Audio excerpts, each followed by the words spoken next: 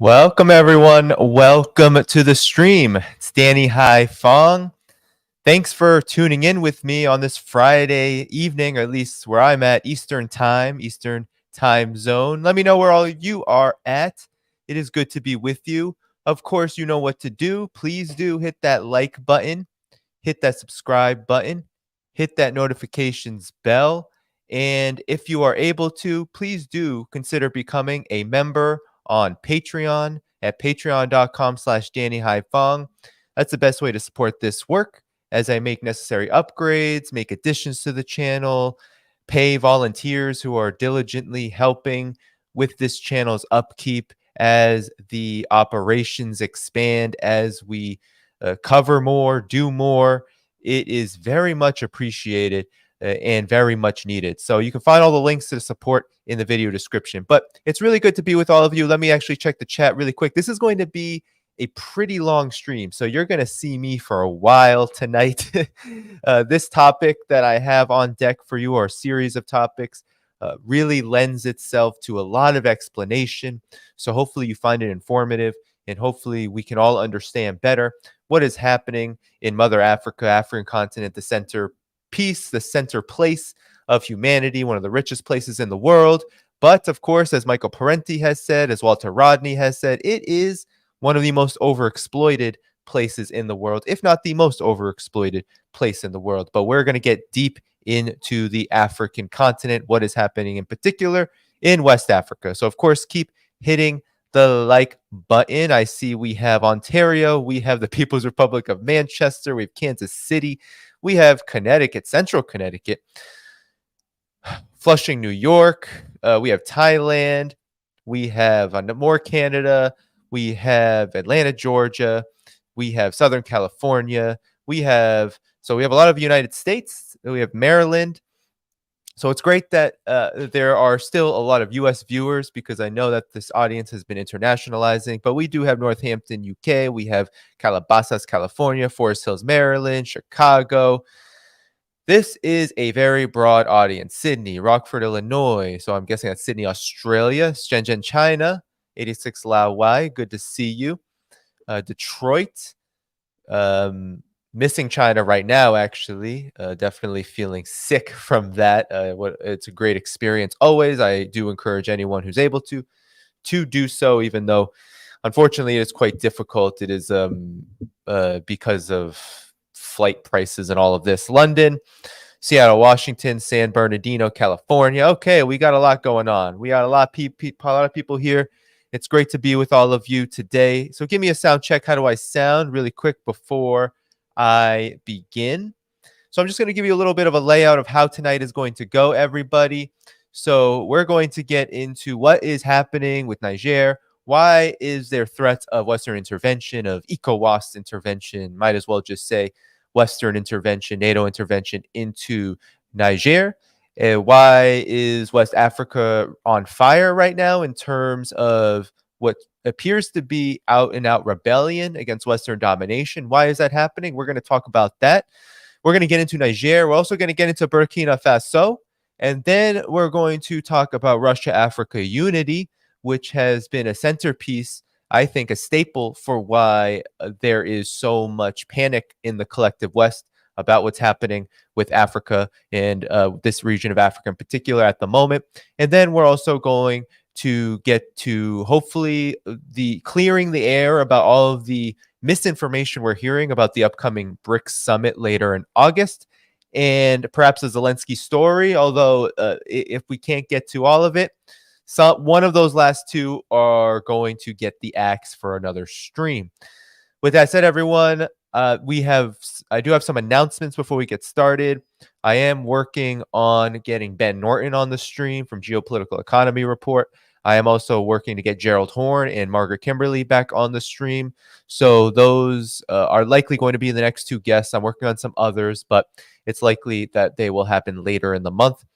But those are coming up, and I will let you know those dates as well as a fun project that may occur.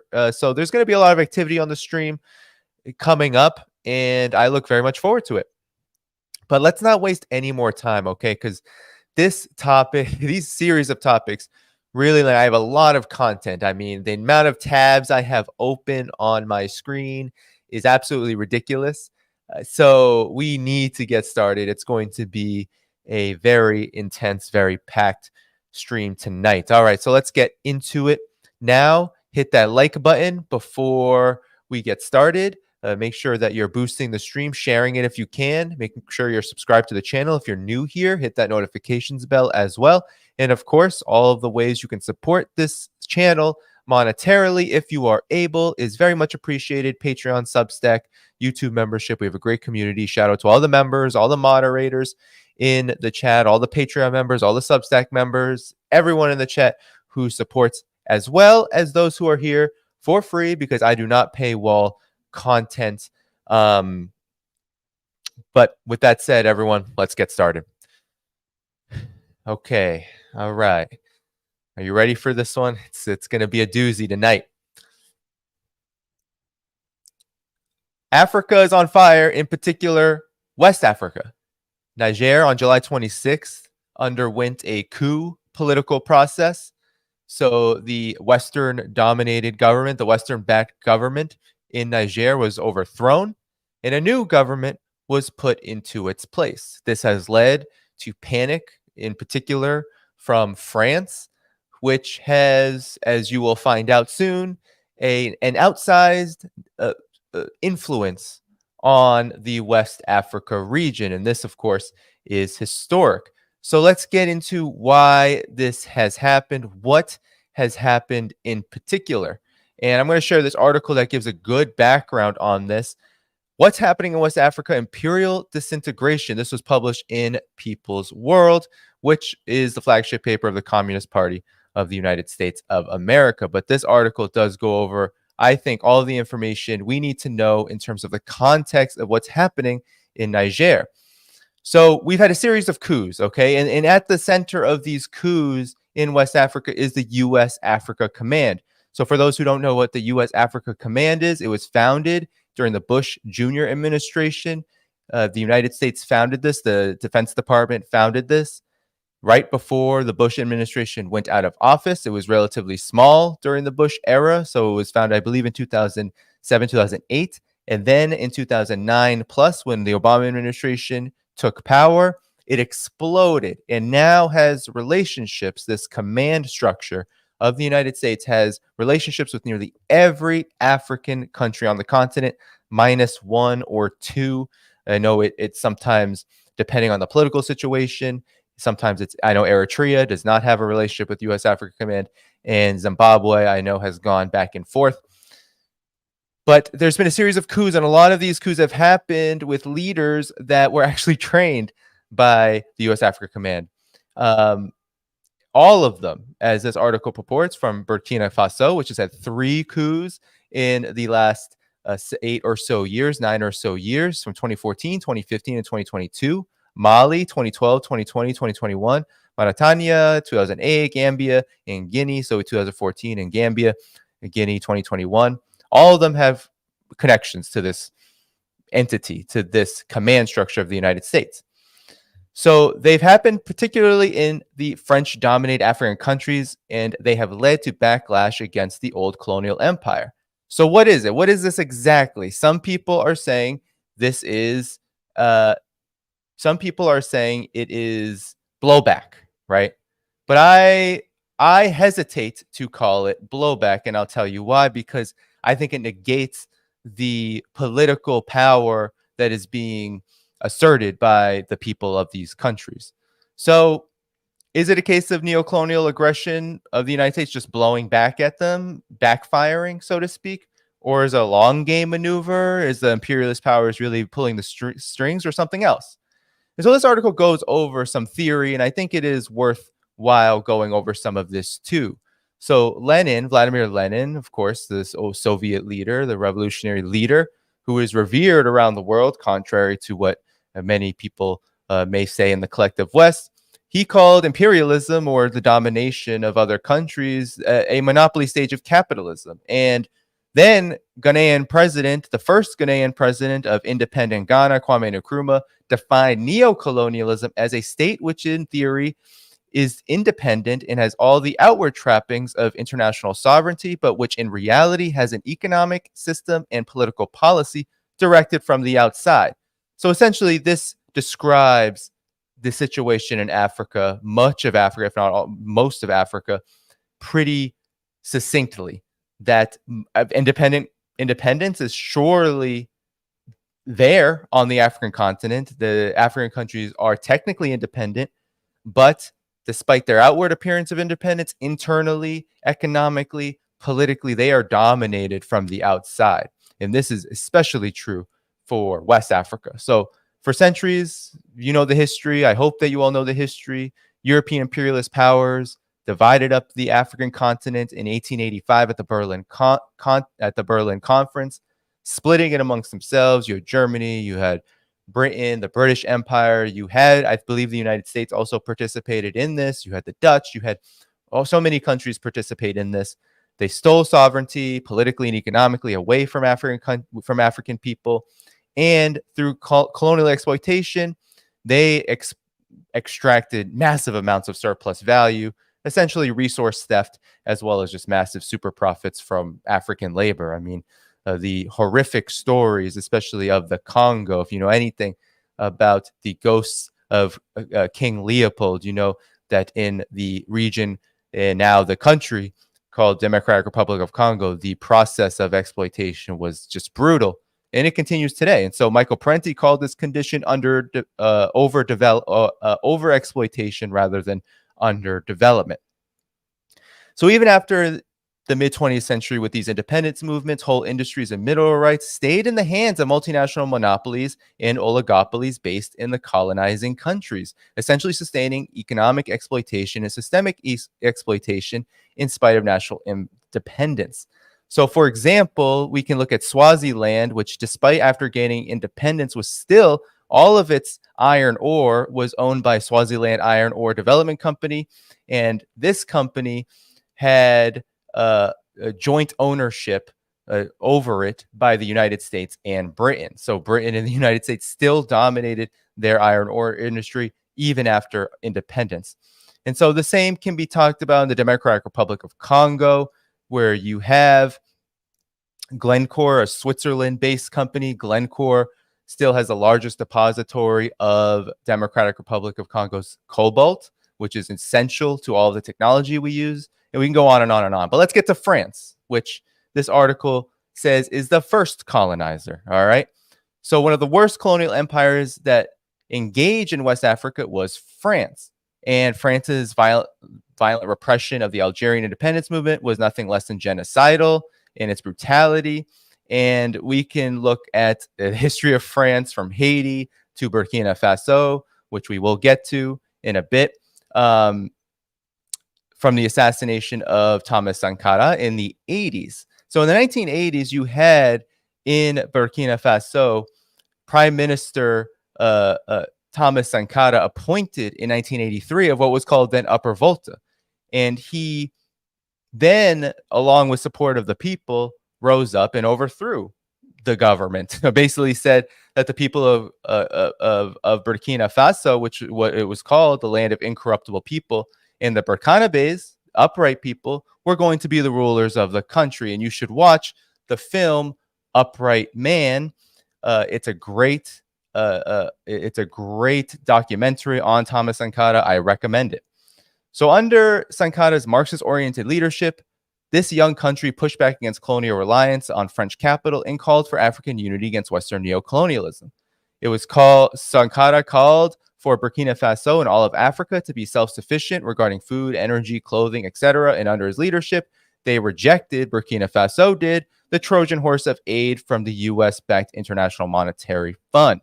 Sankara was overthrown and murdered in a 1987 coup orchestrated by France, and his killer, Blaise Compaoré, essentially led the country all the way until 2014.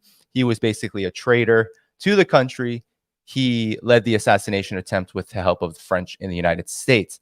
So a key element of neocolonial control wielded over West Africa is the monetary system, the CFA franc, as it's called. It's a currency model forced on these nations when they gain political independence. This includes Niger. This is important background to understanding why Niger is in open revolt.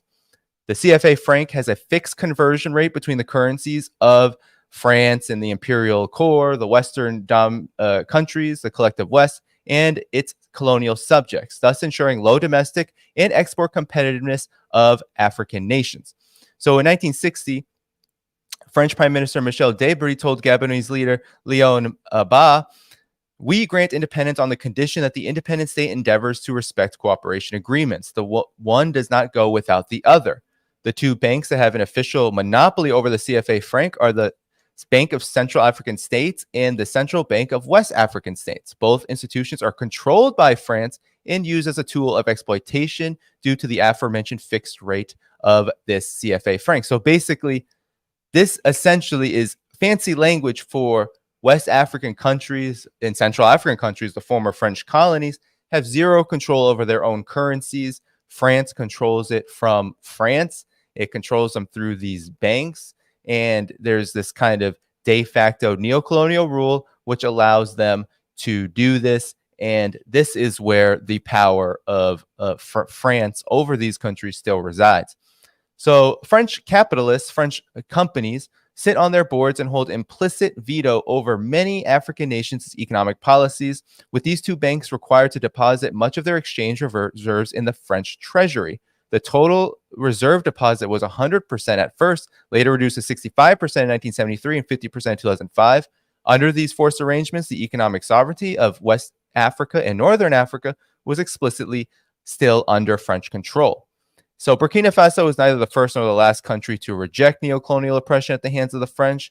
We also had the nation of Guinea, which was led by Ahmed Sékou Touré, a trade unionist who rejected the CFA franc in 1960. You had Sylvanus Olympio, the leader of Togo, do a similar thing, trying to exit the franc zone and create a national central bank in 1962.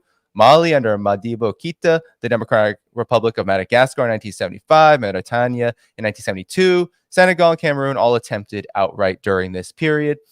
So this was the era of the Cold War. We have to understand this, the era of independence, the era of seeking non-alignment with the collective West, as well as somewhat with the Soviet Union. But there was a lot of alliances also with the Soviet Union, China, etc. during this period. But really what it was about was gaining full sovereignty. Now enter the United States, because we have to talk about the United States always when it comes to Africa.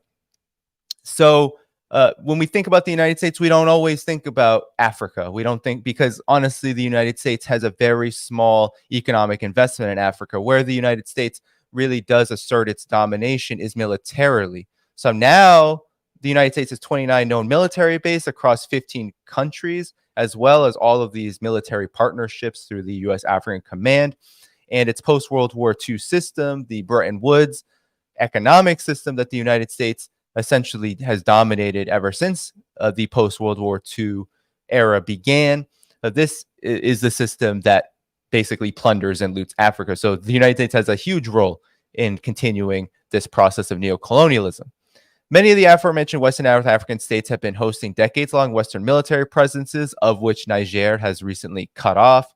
And this is happening all across the west of Africa. After the NATO-led destruction of Libya, huge moment, okay?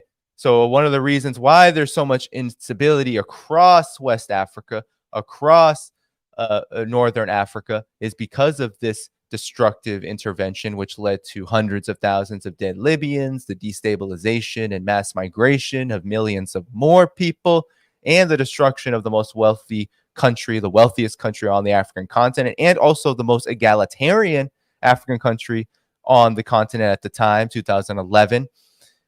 All of that has led to this extremely unstable situation where you have extremist groups sweeping across Algeria, Cote d'Ivoire, Western Mali to Eastern Niger, where also the United States has multiple drone bases. So you have Western powers launching things like the Operation Barkhane in Mali in 2014, where French forces built new bases in the country. But of course, the Islamic, the extremist insurgency continued.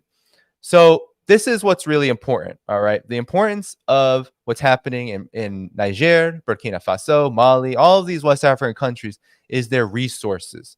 So you have Burkina Faso and Mali. They represent the fourth and third largest gold producers in Africa, and they maintain sizable deposits of copper and other rare earth minerals. All of this is necessary basically to all global economic production, let alone just the high-tech industry, which relies on all of this auto production.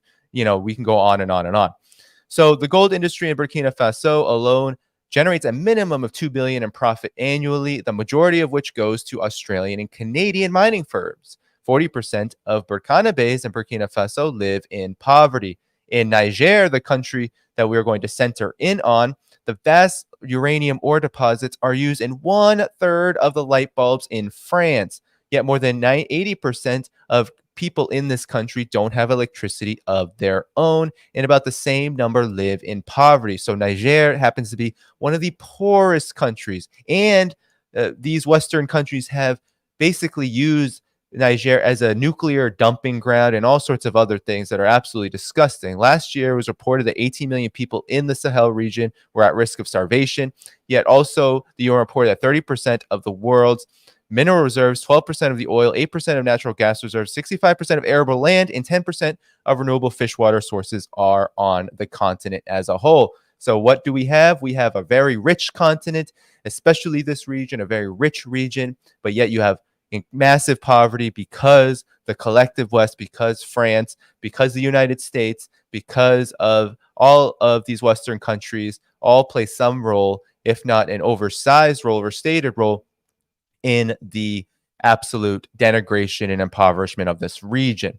So here you have, so in 2014, you had the regime that had overthrown Burkina Faso's socialist state under Sankara was finally overthrown as well in a coup. Then you had more coups in the region. It was the middle of a lot of coups, all of which had deep ties, interestingly enough, to AFRICOM training programs and their apparatus.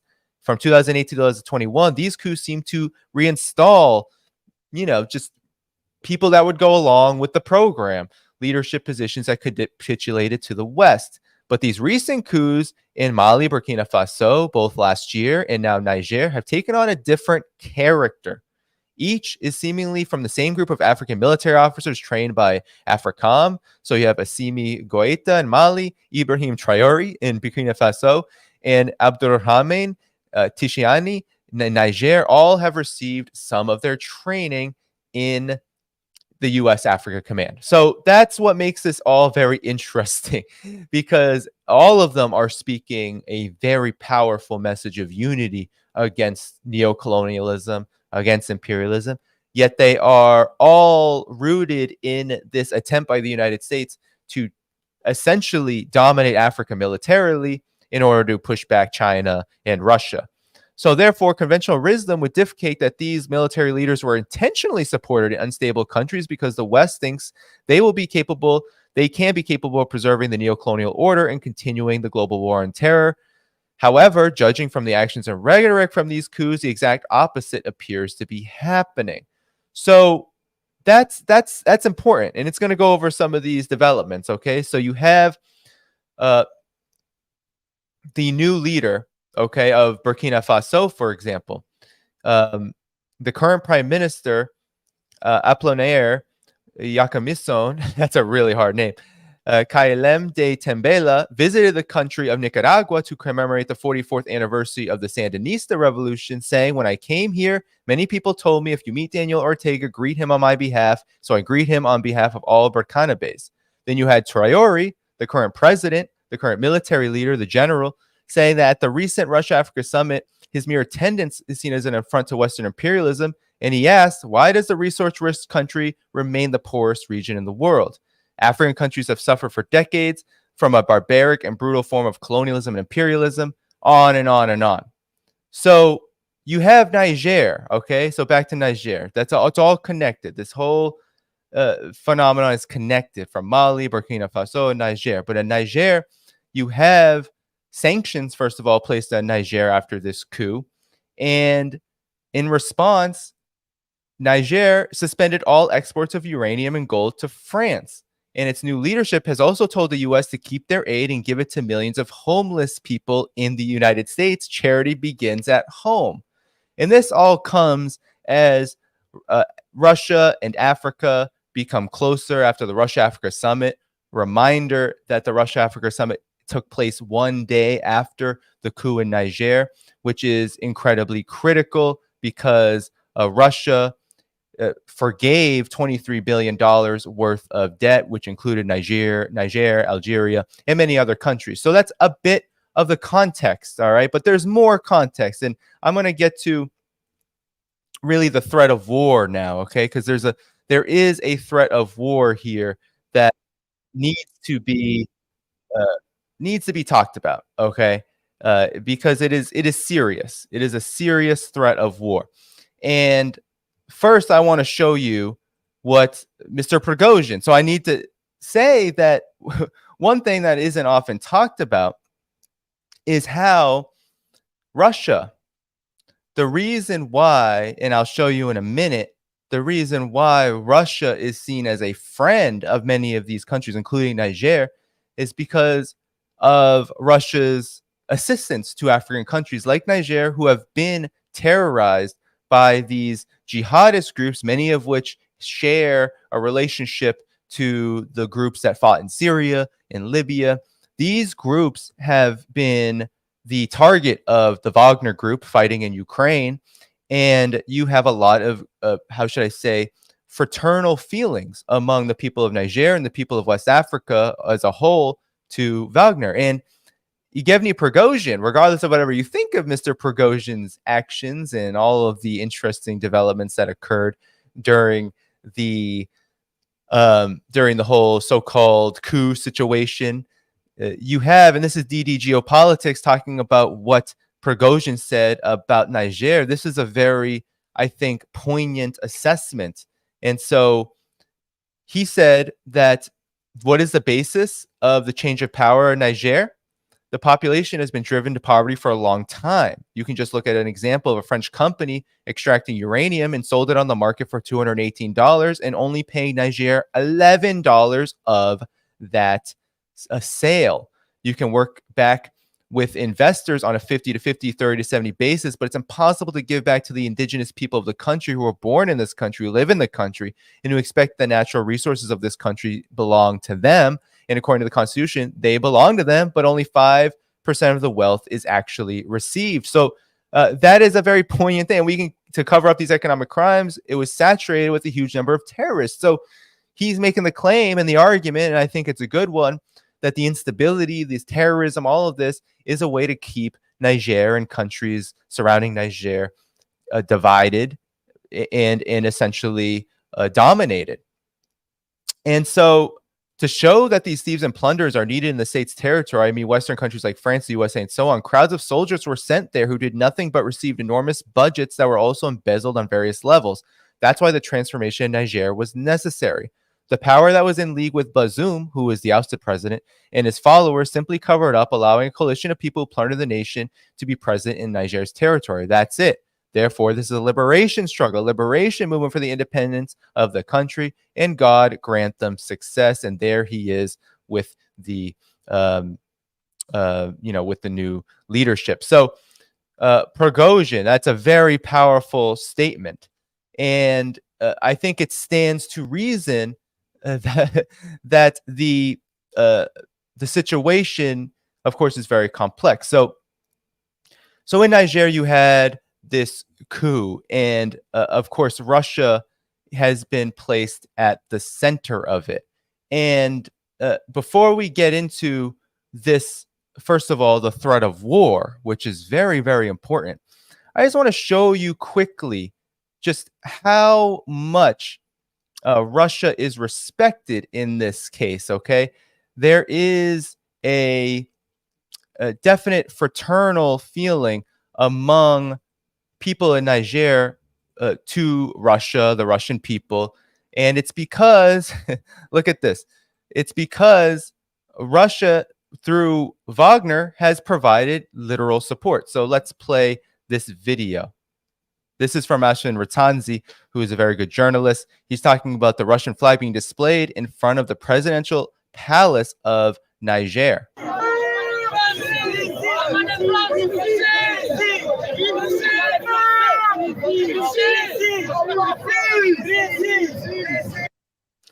So there you have it. I mean, there's the flag that is the Russian flag being placed in front of the presidential palace in Niger.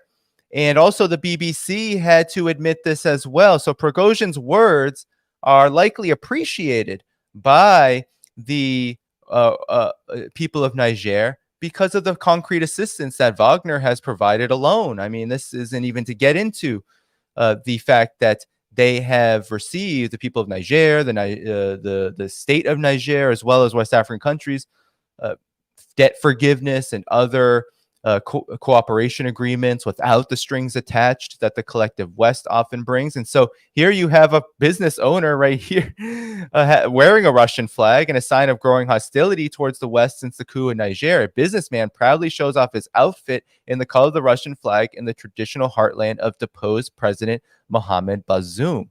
Since the coup, there's been a war of words between the military and the West. You had Bazoum being a staunch ally of the West in the fight against militant Islamists and was a strong economic partner as well.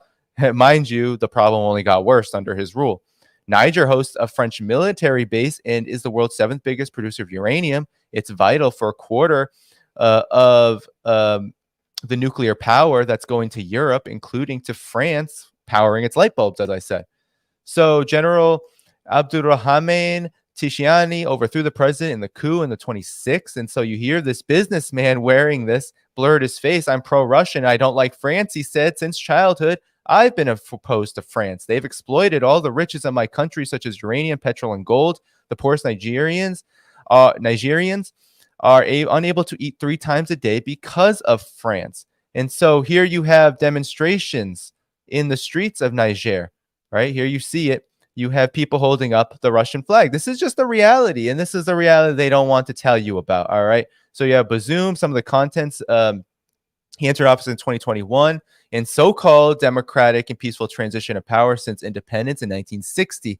Although we have to remember that people in Niger are declaring August 3rd now the true independence of Niger. So, there's a lot of talk about the terrorism, a lot of talk, but we have to understand this as essentially a revolt against colonialism. That is what this is. It is a revolt against colonialism, and Niger is proving that, number one, the collective West, France here being at the center, but the United States not being that far behind as a huge backer of what France does in West Africa, that these countries are the root of the problem. It is not Russia. Russia is being seen by people in Niger and West Africa as not the problem, but a potential solution, if not a huge part of the solution. That Russia is friends with these countries. So Burkina Faso, Mali, Niger,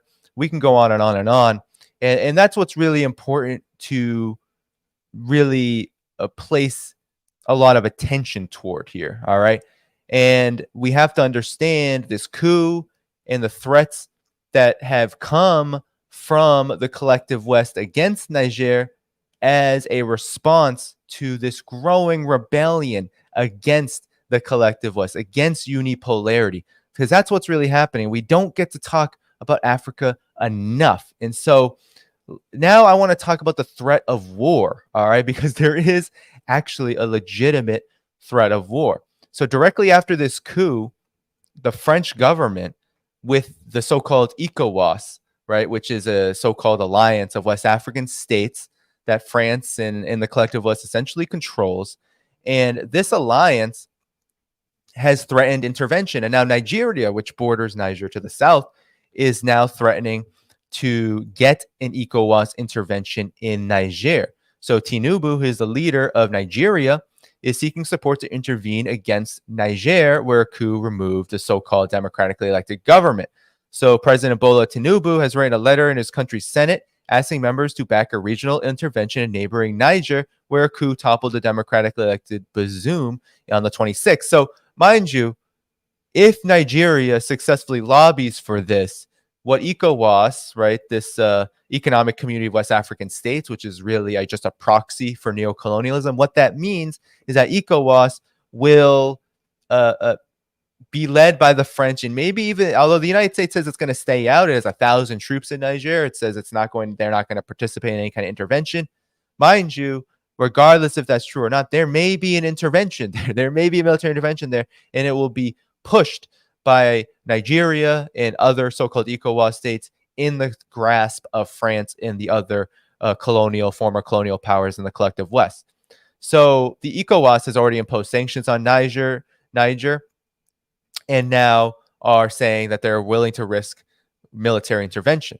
So the 15-member ECOWAS said that the sanctions include border closures, suspension of all financial and commercial ties with the country, the central bank of which again is the central bank of the West African states, which we went over, the BCEAO, planned to cancel 30 billion CFA franc, $51 million in bond insurance by Niger on Monday. So basically trying to starve the country of whatever. It has no control over the currency, but it's trying to basically loot it of money. No more money for Niger. So ECOWAS also dispatched a delegation to Niger headed by former Nigerian leader Abdul Salami Abubakar to negotiate with the soldiers who seized power, but the team left without meeting the general Tishiani, who is the coup leader. Meanwhile, Tishiani said he will not bow to pressure to reinstate Bazoum. He denounced the sanctions as illegal and inhumane and urged his countrymen to get ready to defend their nation. Now, this is very serious because I want to now go to the fact that there are talks about a potential all-out war. And this all-out war would be the ECOWAS, essentially puppet states. The ECOWAS puppet states would be going to war on behalf of France and, of course, the rest of the collective West against Niger and friends. So Niger is not alone, okay? We have to understand that Niger has friends. It is not by itself. It has friends on the continent that border it, which are willing to come to the defense of Niger. And here you have Guinea, the government of Guinea, which also came to power in a coup last year. Here's what they had to say about what they will do if there is an intervention by ECOWAS and the collective West. Le peuple de Guinée, à sa tête le Comité national du Rassemblement pour le développement, CNRD, suit avec beaucoup d'intérêt l'évolution de la situation sociopolitique en République sœur du Niger, qui a conduit à la prise de responsabilité par le Conseil national pour la sauvegarde de la patrie, CNSP. Les autorités guinéennes rendent un hommage aux braves populations du Niger pour leur sens élevé de patriotisme et saluent l'esprit républicain et la maturité des forces de défense et de sécurité qui ont privilégié l'intérêt supérieur de leur nation en choisissant de se réunir pour trouver ensemble des solutions aux problèmes nigériens. Le CNRD reste convaincu que les nouvelles autorités mettront tout en œuvre pour garantir la stabilité et la concorde au Niger et dans la sous-région. Les mesures de sanctions préconisées par la CEDEAO, incluant une intervention militaire, est une option qui ne saurait être une solution aux problèmes actuels, mais entraînerait un désastre humain dont les conséquences pourraient aller au-delà des frontières du Niger. De ce fait, le CNRD s'abstient d'appliquer ces sanctions illégitimes et inhumaines contre le peuple frère et les autorités nigériennes et exhorte la CEDEAO à revenir à de meilleurs sentiments. La République de Guinée réaffirme par ce communiqué sa vision panafricaniste en apportant sa solidarité à la population nigérienne et en invitant les nouvelles autorités du CNSP à préserver l'unité et la cohésion nationale. Le CNRD souligne qu'une intervention militaire contre le Niger entraînerait de facto la dislocation de la CEDEAO. De même, les peuples frères du Mali, du Burkina Faso, du Niger et de la Guinée aspirent à plus de reconnaissance et de respect de leur souveraineté. Par ailleurs, le CNRD tient à préciser que les sanctions prises et les menaces proférées lors du sommet du 30 juillet 2023 n'engagent nullement la République de Guinée. Au moment où les jeunes populations de l'espace CEDEAO vivent un drame humain en Tunisie et dans la Méditerranée, la préoccupation des dirigeants de la sous-région devrait être plutôt orientée vers les enjeux stratégiques, socio-économiques pour l'atteinte de leurs aspirations que de se pencher sur le sort des présidents déchus. So, I mean, there you have it. There she was, the one of the top generals in Guinea, talking about how all of these countries are uniting, and don't just take her word for it. Okay, there is also reports from the I believe this is the AP, the Associated Press. This comes out of Pan-African Newswire, which it's not. Yes, there it is, Pan-African Newswire. Let me actually make that a little bigger for you. It's right in the middle of the screen. Okay, well, actually, let me go back to what I was doing before. So, so some of Nigeria's neighbors defend the coup there, even hinting at war, and it's a warning for Africa. This is how the collective West is viewing this. So not everyone is hostile to the coups in Niger and other African nations in the past few years that have worried the West. In a family photo for last week's Russia-Africa summit, Russian President Vladimir Putin stood next to Ibrahim Traore, the young military officer who seized power in Burkina Faso in September. It was an uncomfortable moment for many African leaders. What they're saying is an uncomfortable moment for the leaders that are vassals and essentially neocolonial pawns of the West. The normalization and dignifying of military takeovers must trouble our great continent, said Kenya's principal secretary of foreign affairs, who wrote about the photo last week. So now you have Mali, which is also Russia friendly. You had a junta there, Burkina Faso. But they're all trying to defy the body called ECOWAS. This is what AP is saying, Associated Press. They know it. And they said on Sunday, ECOWAS, that it could use force if Niger's coup does not reinstate Mohamed Bazoum within a week. Another coup-affected nation, Guinea, in separate statement to Niger's junta, urged ECOWAS to come to its senses. And of course, you heard essentially say it would be the end of ECOWAS. So a possible regional level scenario might see the military juntas in Guinea, Mali, and Burkina Faso team up to challenge the traditional response to coups, the report said. It warned that they could defy sanctions and stand for elections with help from new international alliances. So that's what the UN is saying.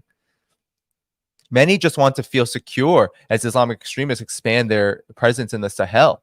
And many people, a Malian citizen who live in Guinea, said that I think that military power in Niger will better coordinate its military actions with the countries involved, Mali and Burkina Faso, to fight this terrorism, and believes Niger's democratically elected president, Bazoum, have been turning a blind eye. So that's a lot of the reason why this has so much popular support. And so Niger has allies, okay? So what this article is essentially stating is that Mali, Guinea, Niger, Burkina Faso, that these countries are standing together, and a lot of them are doing very similar things. So that's what the Associated Press is reporting. And so this threat of war is very real, and it's one that kind of has a ticking time bomb to it, unfortunately. But all of these countries now under these new regimes, these regimes that are going against the grain of Western domination, they're doing very similar things, okay? They're not just, taking over the old and ruling in the old way. They are ruling differently. And that is what scares the collective West the most.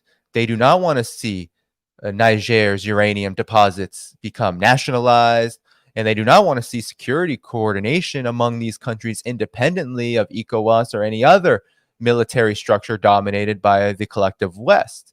So that's basically what you have. And you do have a real threat of war. And there have been murmurs that a French invasion, if France were to invade, that it could turn out into an all-out war. This should be taken very seriously. Because if you remember, the French also invaded Libya, and this got a whole host of countries involved. And I don't think the United States is in a position to really participate in this. I don't think that the United States, given the election, given all the quagmire in Ukraine and all of this, I don't think the United States is going to openly and publicly support any of this. However, the United States is behind all of this. Niger's instability is in part because of the corruption that has been laid upon a country like Niger with all of its military entanglements with the U.S., from the drone bases to U.S. Africa Command, etc. So on July 26th, ever since then, this is from Drago Breznik, who's an independent geopolitical analyst for InfoBricks. Drago says that it's gone to a point where now France is seriously considering invading Niger.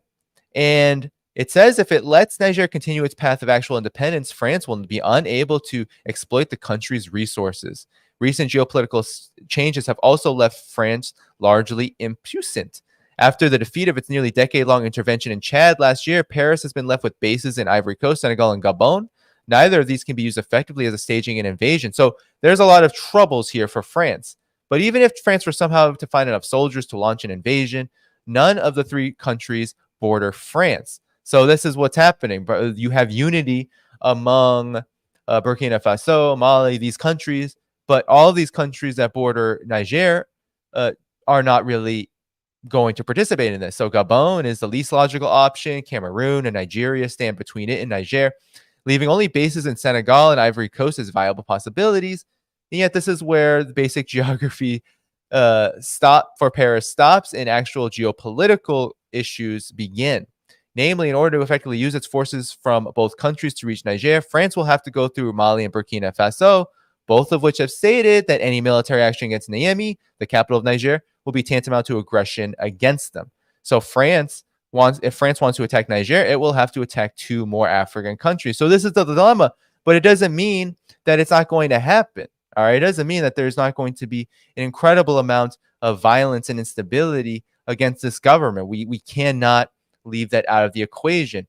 Reminder that you have, first of all, Algeria now joining the chorus of Niger's allies. So that hurts France even more.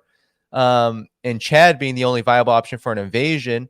But this country has already caused a lot of geopolitical issues for France. So you have problems here, but that doesn't mean nothing's going to happen. But it does show something that's really important, is that here's the best point, I think. France's allies. France cannot do anything alone. None of these collective West, the collective West can't do anything alone anymore. We have seen that over and over and over again in all of the interventions that have occurred, whether they're US-led or otherwise. You've seen that the United States has had to use proxies and has had also to mobilize its so-called allies over and over and over again. But here they've been largely quiet and non-militant, including the U.S., which has 1,000 troops there, and they refuse to consider deploying them in any kind of intervention.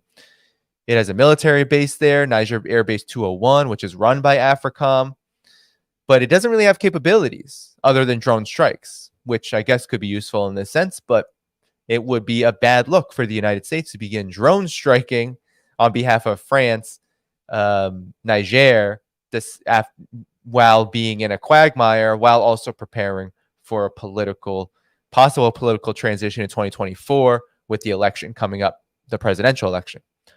So this also is coupled with the fact that the United States is not high on France right now, because you had Macron, talk about better relations with China. You had Macron also try over and over again to be some kind of broker of peace with Ukraine, all of which has mainly been substanceless.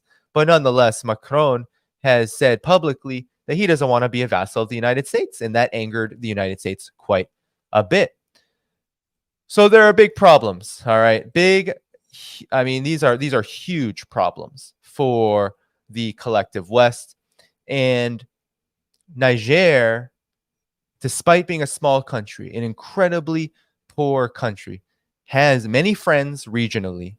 And this development, these post-coup governments, their leaders coming out against French domination, against collective West domination, is really a welcome sight given the state of the region since the invasion and overthrow and destruction of Libya in 2011. And of course, given the long history, the centuries-long history that the collective West has in overexploiting, super exploiting, and essentially creating colonial and neo-colonial hell for the vast majority of people on this continent, and really wasting away the productive potential, the economic potential of this continent, which is vast. So this is a really welcome sight, and it's important to understand this as really a struggle, a new scramble for Africa, and one that does not include, and we have to be very clear on this, this is not Russia and China competing. No. This is about an existing situation that Russia and China have benefited from because, let's be honest, Russia and China are far better partners to African countries than the United States has ever been, and than the collective West has ever been. You can't call them partners. They are colonizers and oppressors. So you have a really welcome situation that we will have to keep very close track of in Niger. But what you see is, one, a really renewed spirit of independence, true independence, and two, a huge indication that these countries are not just seeking true independence for themselves so they can be isolated, but they're seeking new allies, and it's a multipolar revolt in the sense that Russia and China, that these are the countries that these governments are going to pursue relations with, and Russia in particular with its security assistance is absolutely key. So Niger, we will have to see how ECOWAS, how the collective West, how France behaves in the coming days. But the situation right now is that these governments are aligned, they are united, and they're ready to fight back, and they're in open rebellion against Western domination. All right, everybody. So I want to get to Burkina Faso. We have 1,700 people on the stream right now.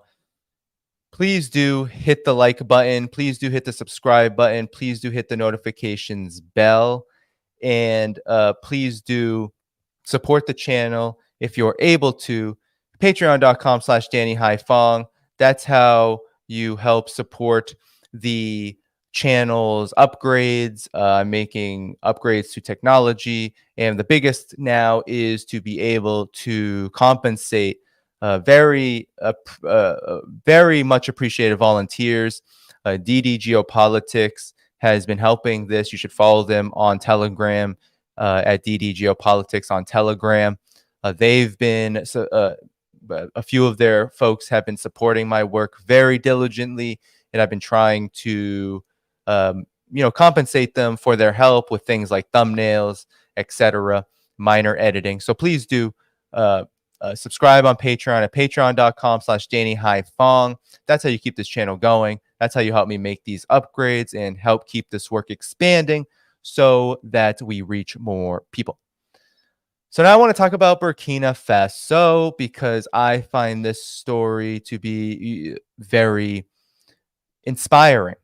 All right. So one of the things they won't tell you about Niger, about Burkina Faso, as these countries come under fire from the collective West, is that these countries are not just undergoing any kind of coup.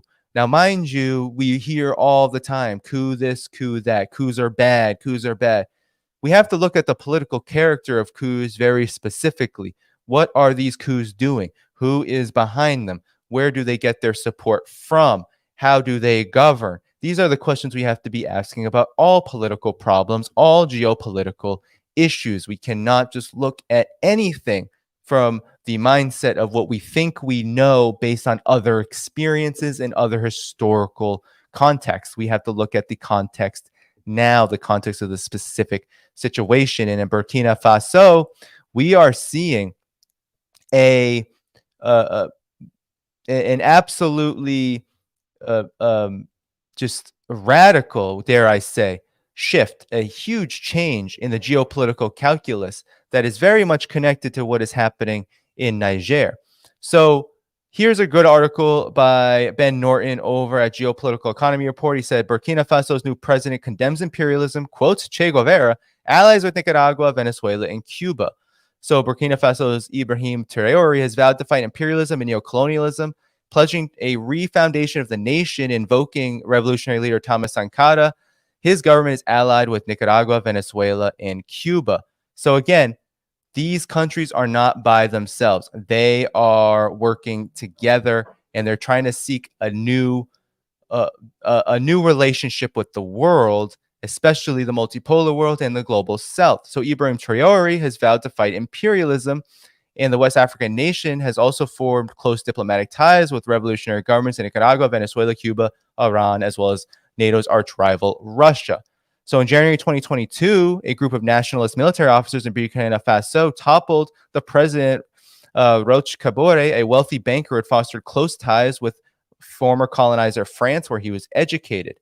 The military officers declared a government run by what they called the Patriotic Movement for Safeguard and Restoration, led by new President Paul-Henri Sandaogo Damiba. They pledged to seek true independence from French hegemony, condemning the neocolonial policies and economic, political, and military control that Paris still exercises over Francophone West Africa. Burkina Faso ended its decade-long military agreement with France, expelling the hundreds of French troops that had been in the country for years. The new president, Damiba, was initially popular, but support waned when he was unable to defeat the deadly Salafi jihadist insurgents that destabilized the country. In September 2022, the discontent led to another coup, which brought to power a subsequent coup, which led to Ibrahim Traoré, a nationalist military leader, another one. He was just 34 at the time, making him one of the world's youngest leaders. And he pledged to carry out the refoundation of a nation and modernization to quell violent extremism, fight corruption, and totally reform the government. He quoted the motto, Patria or Muerte, venceremos, homeland or death will prevail, which is very charismatic and incites people like Che Guevara. So as President Traoré brought back some of the ideas of Thomas Sankara, who was the president that was ascended to power in 1983, and also a coup. And he transformed this impoverished country. Mind you, you have to watch Upright Man, this documentary. It's a great documentary. You can find it online, search it on YouTube. This leader, Thomas Sankara, he put into reforms, infrastructure development, expanded public health, literacy programs, all of which massively and radically changed the lives of people in Burkina Faso. So he challenged also imperialism, French colonialism, all of that. But it was all reversed in 1987 when there was the coup led by Blaise Compaoré, who was supported by the U.S. and France. So now I want to show you, all right, because now he's going to talk about Russia, but I think it's important to see that the prime minister, Mr. Tembela, that he traveled to Venezuela, met with Nicolas Maduro. So here you see them meeting at the 44th anniversary of the Sandinista Revolution, Nicaragua. You see him meeting there. So these are pretty strong messages, okay? And then this gets into the ties that Burkina Faso had with the Sandinistas, with Cuba, with Venezuela during this time. I'm not going to read all of this because in the interest of time, but here you see it harkens back to this history, and they are trying to now relive that and revitalize that. And that is very important because that's going to lead to a stronger multipolar world. But now I want to get to what he had to say about Russia, because I think first, what he is doing, what Mr. Traoré is doing, is very important to understand. This is about a African continent-wide shift to Russia and China, but these are very strong words, all right? So he calls Russia family, and I want to show you what he means by that. This is the shift that I'm talking about. This is something that is unacceptable to the collective West. So let's listen. On se sent en famille en ce sens que la Russie est une famille aussi pour l'Afrique. C'est une famille parce que nous avons la même histoire. La Russie a consenti d'énormes sacrifices pour libérer le monde du nazisme pendant la Seconde Guerre mondiale. Les peuples africains, nos grands-pères, ont été déportés de force aussi pour aider l'Europe à se débarrasser du nazisme.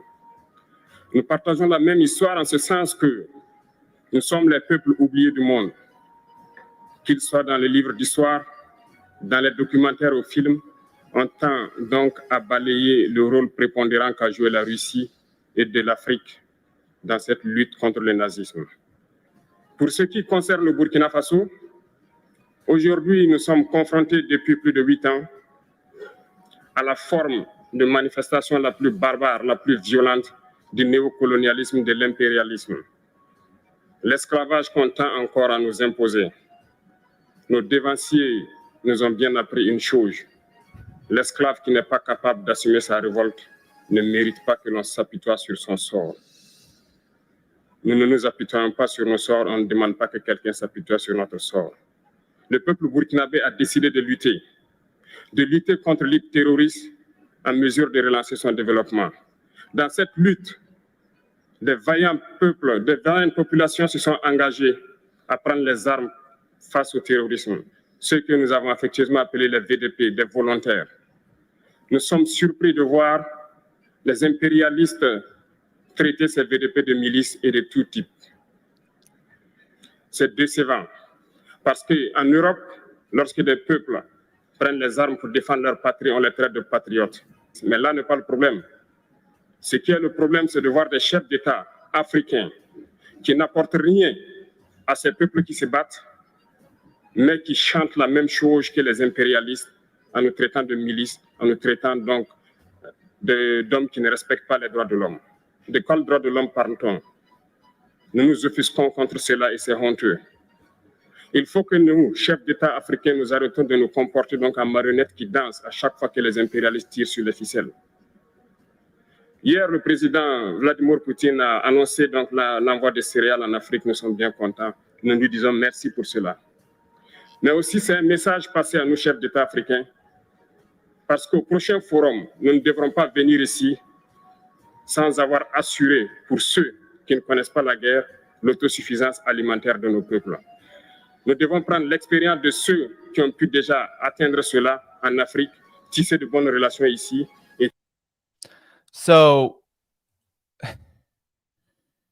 I mean, that is a strong message. That is a strong anti-colonial, anti-imperialist message. That is a message to the collective West that they are not going to be puppets anymore. That was at the Russia-Africa summit. That was where Traore gave that speech. That is why he responded to Putin's announcement that there would be free grain sent to African countries, including Burkina Faso. All of that. The idea that Burkina Faso and its African partners will no longer be puppets to be led around on a string.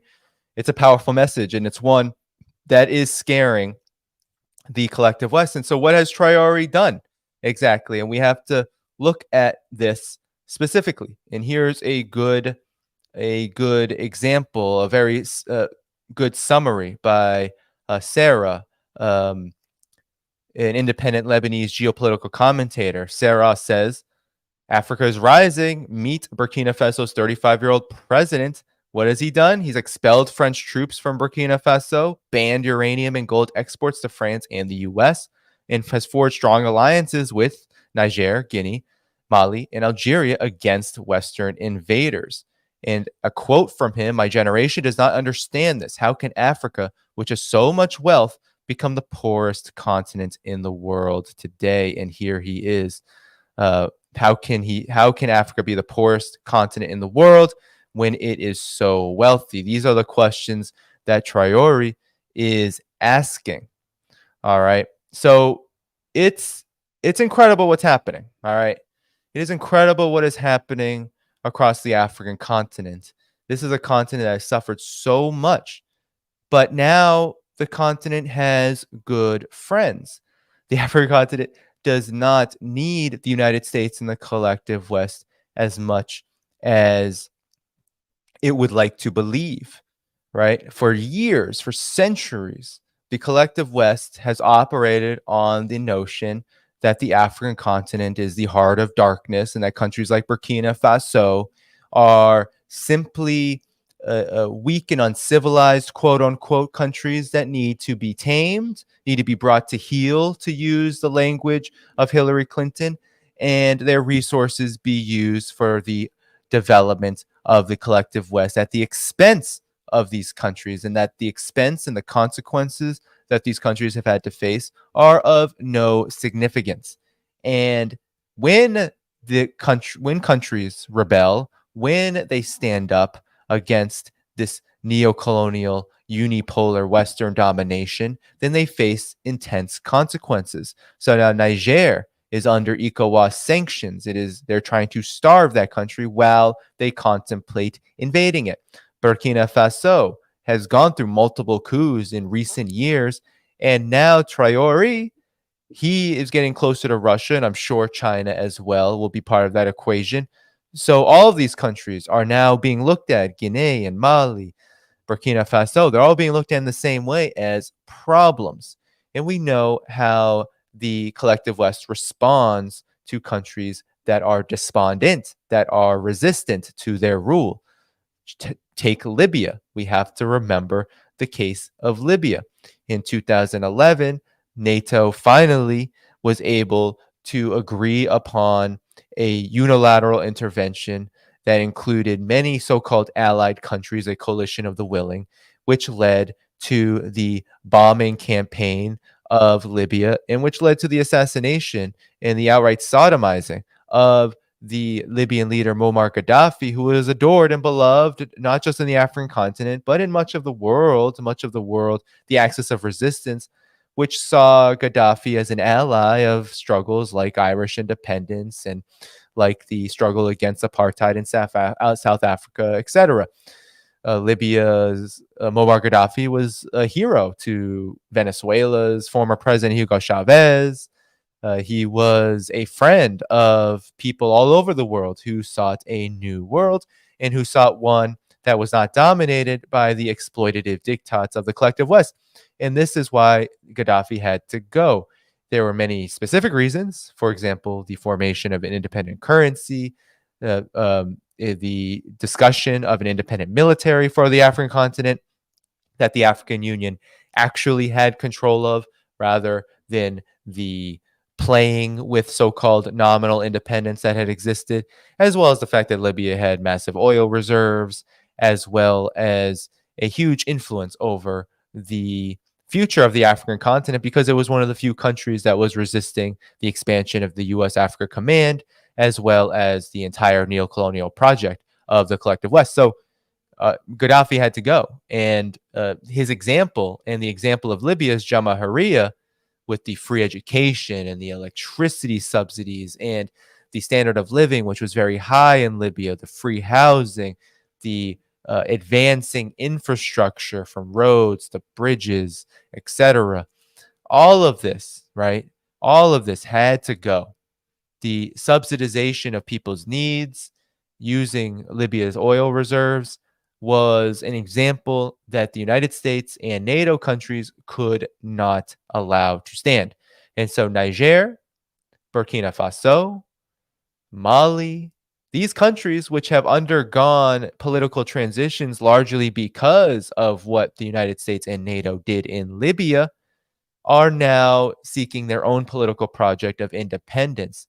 And it will remain to be seen how a country like Burkina Faso, which has already taken incredible measures to live in the vision and the spirit of Thomas Sankara and the struggle against colonialism, where that will go and how successful it can be given the pressures that a country like Niger, which is right next door and also has a very similar history.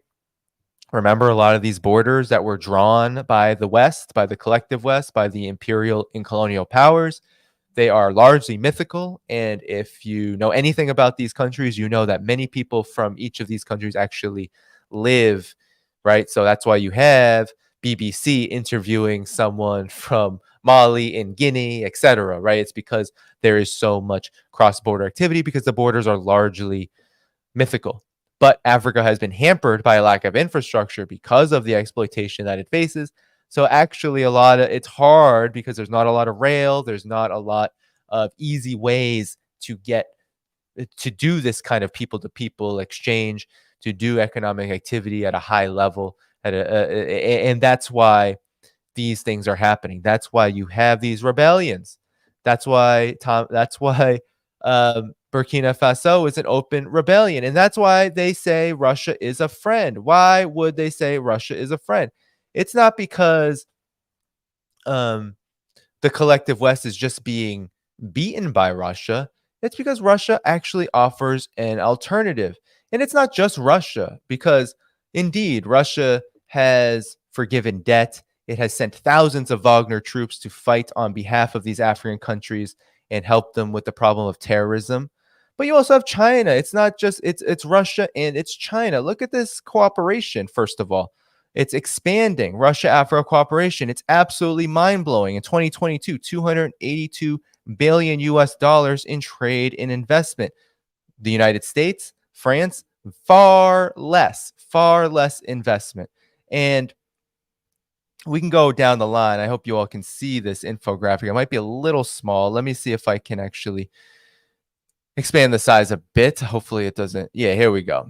So, ever going $282 billion in 2022, deepening partnerships in medical and healthcare, trade promotions, zero tariff treatment for 98% of their exports to China. Chinese medical teams have treated more than 1.46 million patients in Africa. You have poverty reduction agricultural programs. 500 senior agricultural experts to Africa are going in the coming years. Digital innovation programs. We can go on and on and on. More than 3,000 Chinese enterprises investing in Africa right now. And here's more in the last decade, $2 trillion since 2013 of investments. You have $700 billion worth of contracted new projects. You have 6,000 kilometers of rail built by China, 6,000 kilometers of road, 20 ports, and 80 large-scale power facilities. China's contracted projects in Africa include nearly 300,000 jobs for the host countries. I could go on and on and on, but I don't have to, because that's enough evidence alone to show that China and Africa's relationship is robust and fundamentally different, as is Russia's. And that's why Burkina Faso, Niger, these countries are going to be caught up in what is a new Cold War, what is a Cold War led by the U.S. and the collective West. They want so desperately to hold on to the colonies. They want these countries to remain fundamentally and utterly impoverished, because that will benefit them. We know the history. We know the current reality. We know that countries like Burkina Faso and Niger, they are dependent upon the CFA franc. They do not have any control of their monetary system. They are in debt. They do not have the ability to build, to nationalize, and to expand their economies. Their economies are absolutely dilapidated, and their people suffer. It is the people that have suffered. People have suffered. 40, 60, 80% of people in these countries live in absolutely extreme poverty, something that China has eradicated and Russia has addressed intensely over the last 20 years. And so when Russia and China come in for investment, for defense cooperation, these countries are listening, and that is the difference. That is what makes Burkina Faso different. That is what makes Niger different right now. And so it's important to note this. It's important to know how Burkina Faso has gotten to this place and how it remains an incredibly important country to follow in this growing multipolar revolt, which includes Niger, it includes Burkina Faso, it includes Mali, it includes Guinea, it includes so many other countries that are seeking true independence. So now I want to get to the last Africa story, because it's been an Africa-laden time here. I want to get to a discussion of Russia-Africa unity broadly and historically, because, man, there is a lot to cover, and perhaps I chose too much to cover, but it was hard to decide which things to cover and which things not to cover. So I hope you are bearing with me here. So I want to talk about the Russia-Africa Summit, all right? Because I talked about this with Pepe Escobar on the program earlier in late July when he came on. And it was an important event. It was a 2-day event. It happened a day after the coup, the 27th. It started July 27th, day after the coup in Niger. So all these developments in Niger have been happening around and after the Russia-Africa Summit, which saw incredible developments. And Russia-Africa unity is just skyrocketing. It is just absolutely critical, and it has become a staple of African politics and African economic and political development. And so the Russia-Africa Summit occurred. This was the second annual summit. And I just want to show you first an article by Morningstar, and then I will have the Duran folks talk about, from their channel, talk about the history of this, because Alexander Mercouris actually does an incredible job in going over some of the history, which dates back to the Soviet Union, of why African countries are so keen on building, rebuilding, and strengthening relations with Russia. It is incredibly important to note. But this was the biggest development, one of the big developments from the Russia-Africa Summit, the agreement to write off $20 billion of African debt. And so it announced, so this was July 27th, it announced 20 billion or 15.5 billion the pounds of debt of African countries would be forgiven, and that Russia will provide hard-pressed countries with free grain. So the announcement was to cancel 3.5 billion in Angola's debt as a result of a purchase of weapons from the USSR, 5 billion from Ethiopia, 5.7 billion from Algeria, 4.5 billion from Libya. The Russian president also announced that his country would provide grain directly to 6 poor African countries following its withdrawal from the Black Sea exports, that whole Black Sea grain deal, and that he's ready to provide Burkina Faso, Zimbabwe, Mali, CAR, Eritrea with 25 to 50,000 tons of free grain, free of charge. We will also provide free delivery. Russia makes a significant contribution to total global food security. Those who say it is not so are telling lies. I would like to note that last year, trade turnover between Russia and Africa reached $18 billion. So still a relatively small number, but big in terms of the scale of Russia's economy and these economies. So I'm confident that we can scale trade up massively in the foreseeable future. Despite the threat of U.S. sanctions and attempts to isolate Russia, some 49 African countries out of 54 are participating. They participate in the Russia-Africa Summit. 17 heads of state participated, and we're going to get into all of this with the Duran folks, actually. So I just want to show that. That's the opening salvo to what it has become a deepening partnership between Russia and Africa. So I want to now play for you what the Duran folks had to say about this partnership historically. And Alexander Mercouris does a great job. There's not a lot of this that happens in the alternative media, talking about the legacy of the Soviet Union and how African countries and Russia, in particular during the Soviet era and even afterward and now into today, has been one of friendship and partnership and really is an alternative. And so it really does defy the collective West's diktats, because the collective West doesn't want any of this. They didn't want it during the Soviet era, and they certainly don't want it now. But here's what Alexander Mercouris had to say about it. First thing to say about this is that there's been a big campaign about this summit meeting in the Western media. They're saying only 17 African leaders turned up, as opposed to 42 who came at the previous summit meeting in 2019. In fact, as I understand it, every single African country has sent representatives. I mean, I'm not aware of anyone that didn't.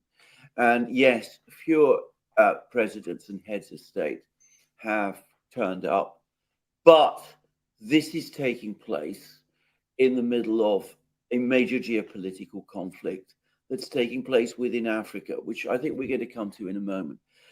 So the impressive thing is not that,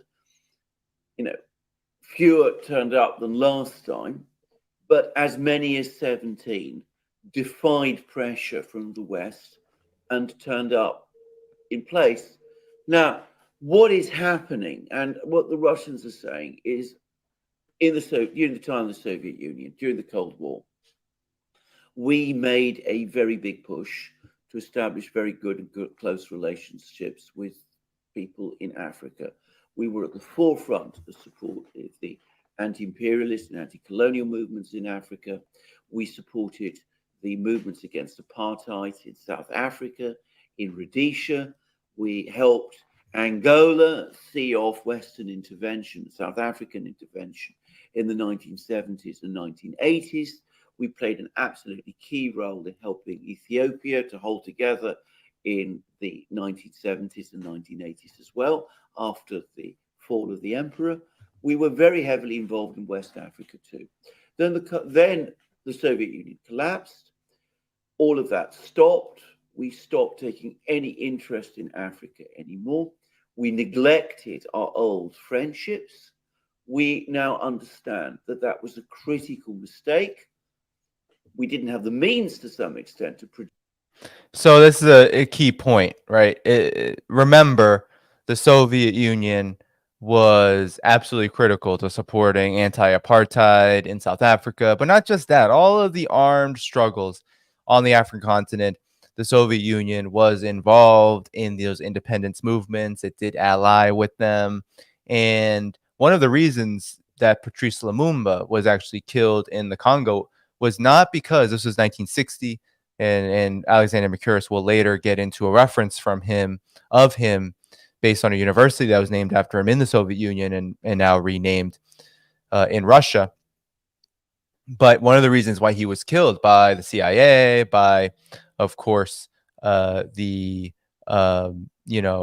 forces of the West that assassinated him, by Belgium. The reason why they killed him is because he was beginning to indicate he would have friendly relations with the Soviet Union. And so the Soviet Union was always open to building stronger relationships. And then, of course, after the fall of the Soviet Union, Russia was not in the same position. But now things are changing. So let's continue. Project ourselves back into Africa. Now we want to do so.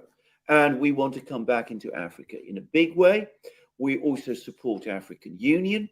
We want the African Union, which is the organization that brings together all the African states, to be admitted as a full member of the G20. We are going to write off all your debt to us. I believe that's $20 billion. We're going to write all of that off. We're going to once again re-establish all the old links, all the old educational links that the Soviet Union used to provide. The Soviet Union had very, very extensive education graduate programs for Africans during the Cold War. We've renamed the university that was set up in the 60s to provide African students and students from other global South countries. We've given it back its old name, which it had in the 60s and 70s, which is the Patrice Lumumba Friendship University, renamed after an African leader. And we are going to give you also, if you're really in need of food, we have the means. We can replace all the food that Ukraine provided. We have. So that's huge. I mean, this is what I'm talking about. This relationship goes beyond just the economics, even though the economics are, of course, important. Russia providing free grain to countries that are grain starved because of, really, they blame Russia for this, but really it was Ukraine's intransigence and the collective West, mind you, did that Black Sea deal that they had. A lot of Ukraine's grain was actually just going to Europe in the collective West. It was not going to African countries. So Russia pulled out because it just wasn't fair to them, especially in the midst of a conflict. So Russia was like, oh, we'll step in because guess what? We're a major grain producer. But also this fraternal, right? This fraternal relationship being built between Africa and Russia. This renaming, it was called, I think, the People's Friendship University after the fall of the Soviet Union. This university located in Russia, which trained many people, many Black African American activists, scholars, theorists, and also people all over the global South went to the Patrice Lumumba University for education because they didn't have to pay for it, and it was specifically tailored towards supporting what the collective West would not support, which is the freedom of oppressed nationalities and minorities and ethnic groups, support their basic needs. Heck, Paul Robeson lived in the Soviet Union for a very long time. W.E.B. Du Bois, while he died in Ghana, he spent a lot of time in the Soviet Union. And of course, Patrice Lumumba, the naming of this university after Patrice Lumumba is very significant because, as I said, Patrice Lumumba was assassinated by Belgium and the U.S. intelligence services, assassinated, hung. He was killed brutally in 1960 or 1961, was it? I believe he came to power in 1960. I think he was killed in 61 because he represented what was a burgeoning independence movement that was going to take all of the Congo's resources and have them under the sovereign control of the people themselves through nationalization, etc. And then when he decided that perhaps it was time to diversify relations and begin talking with the Soviet Union, that was the final straw, and that's what got him killed. So naming this university after him was very significant politically and geopolitically. And so the fact that Putin is going back to this is really a huge step, I believe, in the right direction. And I believe this is all progressive, not how Americans and Westerners use progressive as some kind of partisan political position, but this is progressive in the sense that it moves the world forward back to a place that emphasizes fraternal relations, fairness, justice, and all of that peace, all of that good stuff that we hope for in geopolitics. So let's continue. More than enough to do that, and we're going to provide it for free. And we want to increase our economic links with Africa. They're too low at the moment, but we want to increase those very considerably. So that's what the Russians are saying. And of course, what the West is saying in response is, under no circumstances, this is not something African leaders should even consider, getting too close to the Russians. If you get too close to the Russians in that way, you are going to be cut off from any potential World Bank or IMF funding. Now, this is playing out, as I said, in a major geostrategic struggle in Africa. Bear in mind, behind the Russians are the Chinese with their very deep pockets, who are also coming to Africa in a very, very big way. The key point to understand that in this conflict that we're seeing, all the African countries sent representatives to St. Petersburg, where the summit has been happening, and 17 leaders in Africa, often of important countries, Ethiopia, South Africa, Egypt. They defied the United States and they turned up. How far do you think? So I'm going to stop it there because I think that's enough of a point, right? You have the Russia-Africa summit occurred, right? It occurred July 27th, 28th. Lots of agreements, lots of new economic cooperation, the free grain to these poor African countries that have suffered because of the way the collective West has weaponized grain against Russia and then blamed Russia for not going along with it. Also, the writing off of debt. And mind you, as Alexander Mikura said, it's not just Russia. Of course, you have $280 billion worth of trade and investment between China and Africa. You have infrastructure projects, right? China accounts for much of the electricity development on the African continent. China accounts for much of the railroad development, tens of thousands, right? We're talking about tens of thousands of kilometers of railways. You have tens of thousands of kilometers of roads being built. Essentially, China is Africa's biggest friend when it comes to economic development, bringing 5G technology and all sorts of other necessary amenities and infrastructure, from stadiums to, we can go on and on, factories, agricultural assistance, all of that.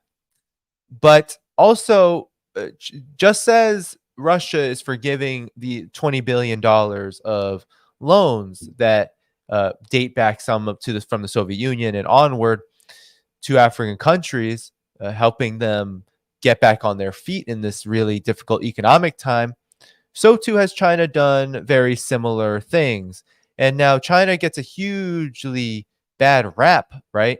It gets accused of debt trap diplomacy and all of this. But never do you hear, right, the fact that China has actually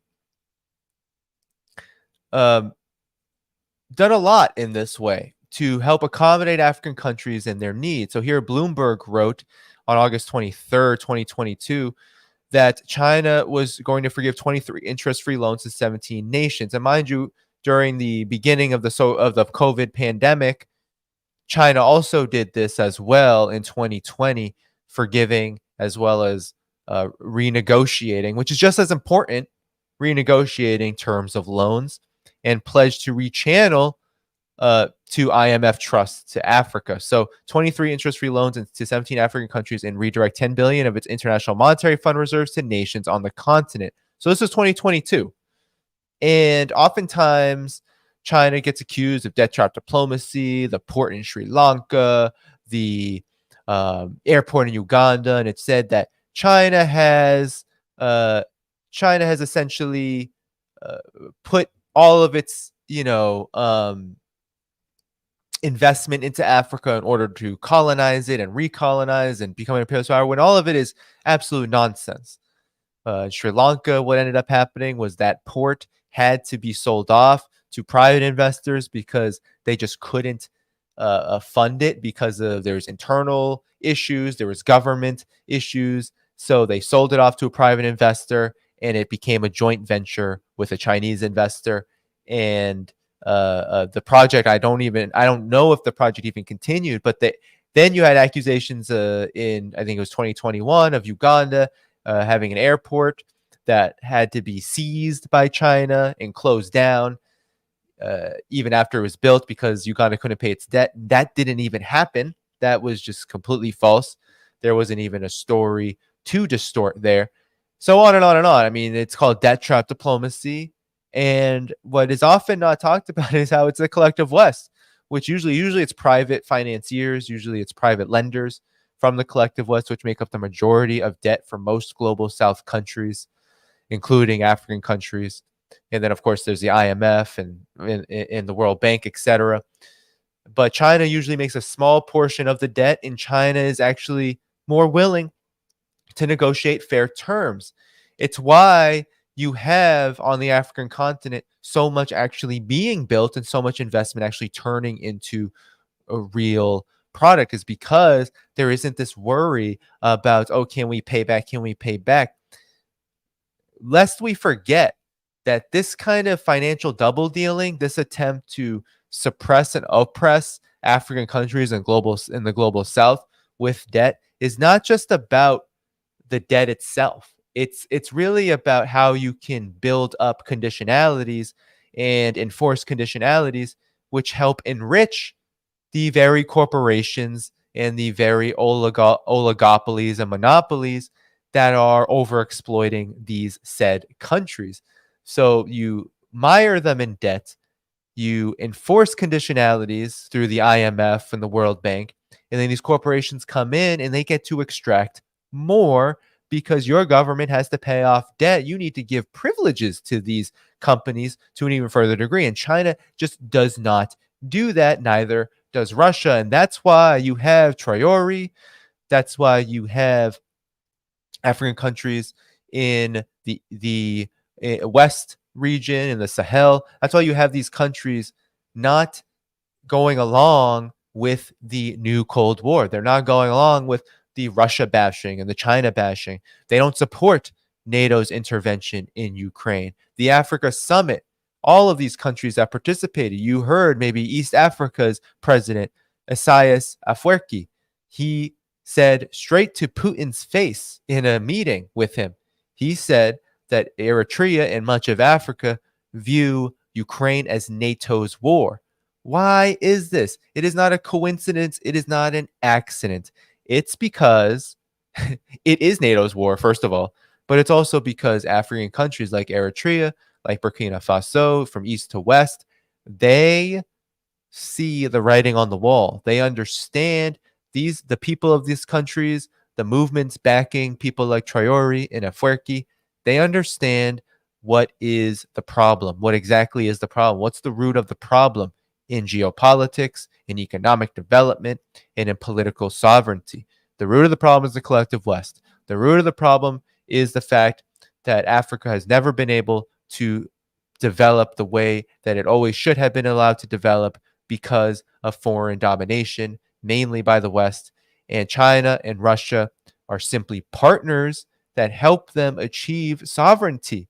Now, this is a take that will explode the heads of the anti-China, anti-Russia, Cold Warrior, neocon chorus. But their heads are going to have to explode and explode some more, because these developments are not to be arrested. They are not going to stop. Countries like Burkina Faso and Niger, they're all going to continue down a path of independence. Niger's coup,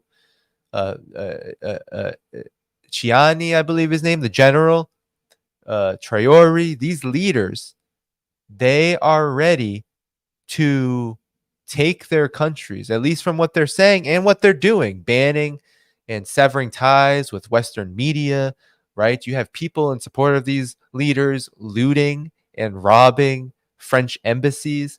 You have a really huge seismic change happening on the continent that has to be understood as a rebellion against Western domination, unipolarity, and in favor of multipolarity and relations with Russia and China, because those relations support, they don't hinder, they don't attempt to thwart, but they support the sovereignty, the independence, the true sovereignty and independence that was never won during the Cold War and during the initial independence movements against colonialism. It was never fully won.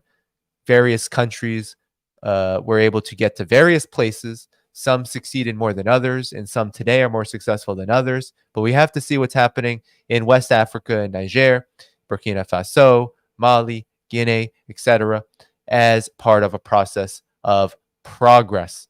And we have to defend these countries against ECOWAS, against NATO, against the United States, against France, against all countries in the West that seek to undo this. We have to defend them, and we have to stand with them, just as we have been standing, for example, with Russia against NATO, with China against the US's proxy war in Taiwan, and with countries all over the world that have suffered from sanctions, from proxy wars, from outright military interventions. We now need to include Niger, Burkina Faso, Mali, Guinea, and the West African states in revolt onto that list.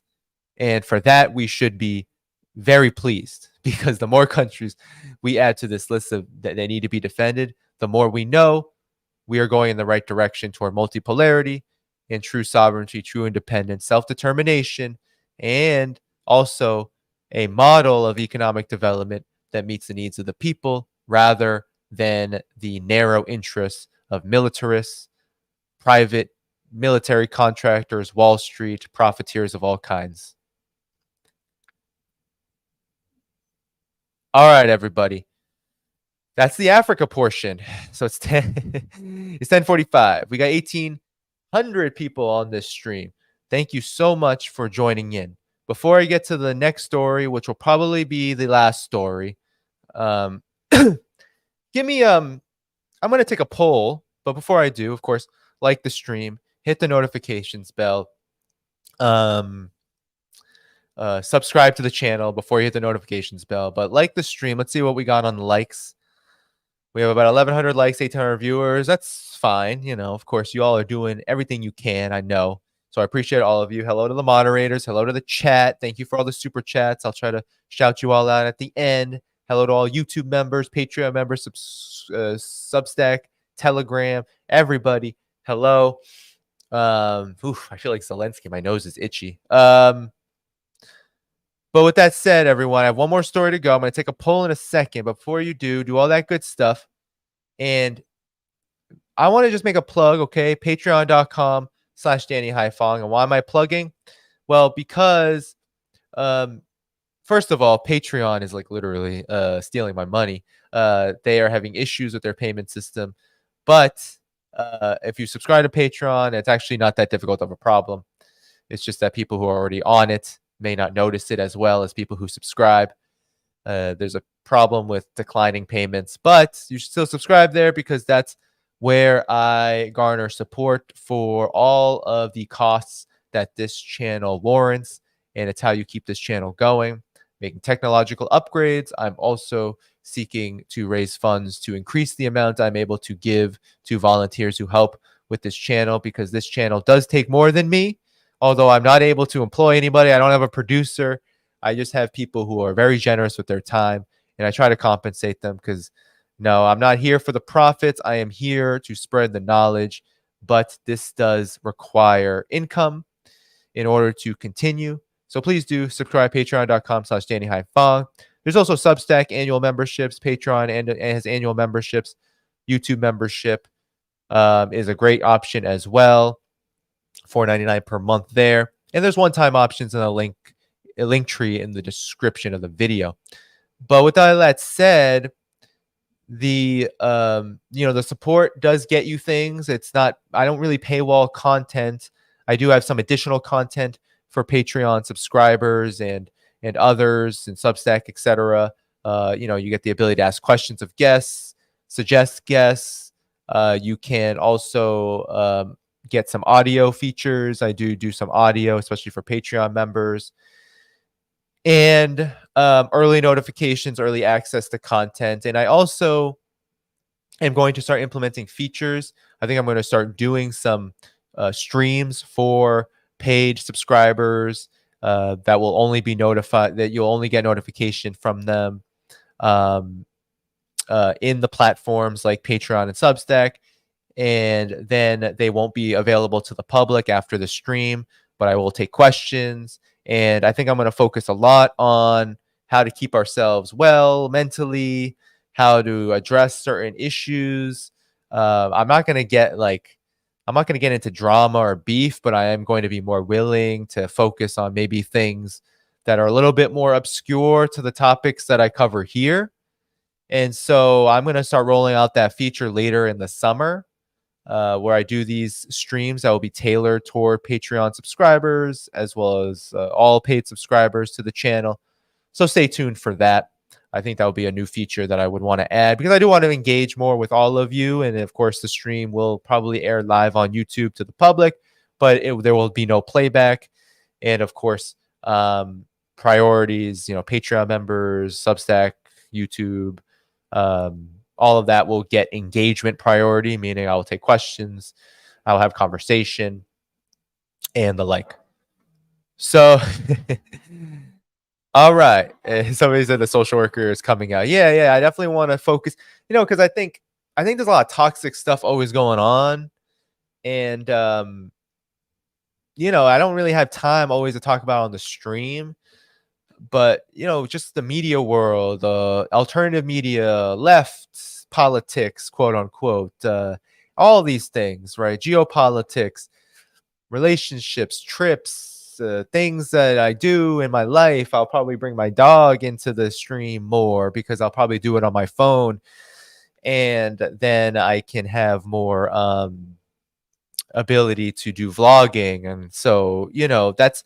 And I will do topics at times and maybe make them available to the public in clips. But no, it would be more so about showing that what I'm doing with all of you so that people know. All right, everybody. So give me Oh crap! Have I been delayed this whole time? I hope not. Please, Lord. Was this whole stream on delay, everybody? Let me know. Let me know, because that wouldn't be good. Give me a little check. I would really be annoyed by that, because that affects things like clipping. Seems okay to me in terms of sync. Okay, people are saying I am not delayed. That is great. It's always hard to know. Okay. No, I sound fine. A little delay. Jesus. Are you kidding me? No, it wasn't. You are good. everyone has something different. Anyway. I mean, I guess I can check a little. No, it doesn't look like it. Nope. No delay. No delay on my end. All right, everybody. So we have 1,500 viewers still. A lot of people left. I know it's a long stream, but bring on your dog to prove it. In a little bit, I have this camera set up, so it's not very mobile. The tripod is pretty big, but maybe after. So everybody. All right, I need a 1 in the chat if you want me to do a BRICS story, because there's been a lot of myths and lies about BRICS. 2, if you want me to do the is Zelensky going to be assassinated by the neocon story, because that has been circulating. So 2 for the Zelensky story, 1 for a BRICS story. I got 1 because there's been a lot of misconceptions about what's going on with the BRICS summit issues. I got 1, 2. All right, both are good. Yeah, I wish I could do both, but will you be here until midnight? Midnight my time. I don't think I can do. Let's see, 3. Wow, both. Yeah. I get it. I appreciate your enthusiasm. So let me see if I can do a little bit 1 and 2. All right, let me see if I can do a count. All right. Let's see. All right. So for the people who voted, let me see quickly. All right. So we got 3 for both. I wish.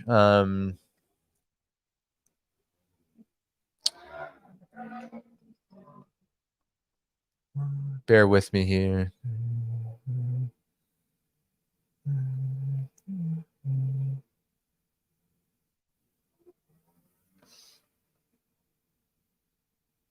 This is going to be tough. It's very even. It is very even right now. All right, guys. All right. We're heading toward the end. That's the dog. That's funny. I guess it's going to have to be BRICS, all right? Because I think I can get through that one in like 20 minutes. While the political articles for the Ukraine story. So no Ukraine tonight, huh? We didn't get to any Ukraine tonight. That's okay, though. I have lots of Ukraine material from all my other streams. So, how about this? We got a lot of good ones. It seems like people won't be mad if I do a BRICS story. So let me do BRICS, because I found this to be a little infuriating, actually. Because, all right. So, everybody, let's talk BRICS, all right? Let us talk BRICS. So the summit is coming up last week of August, the Leader Summit.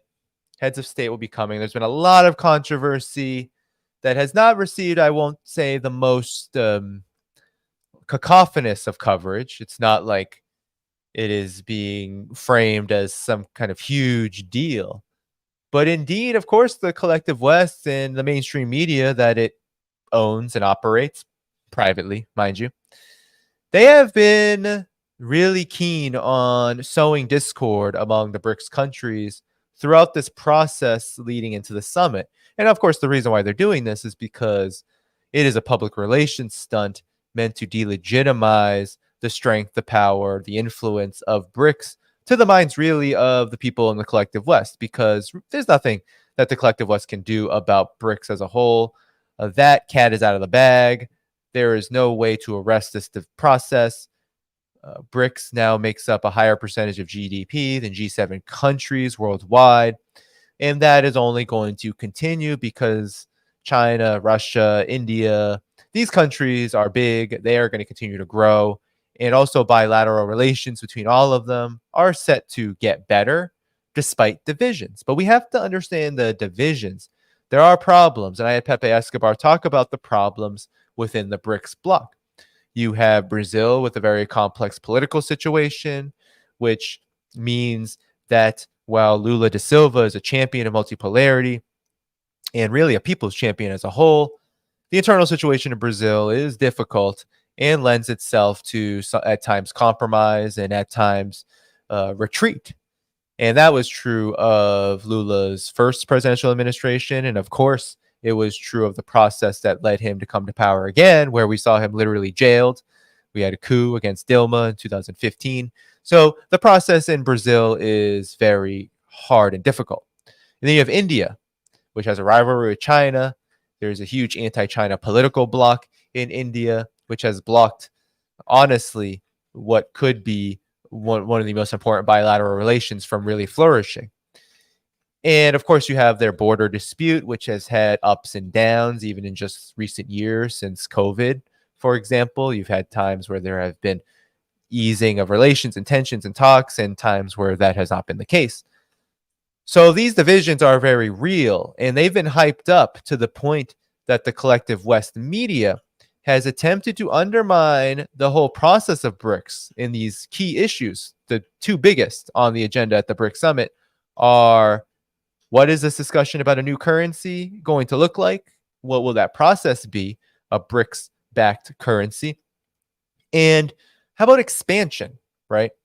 What about BRICS expansion? Because you have 40 plus countries now across the global south that want to join BRICS.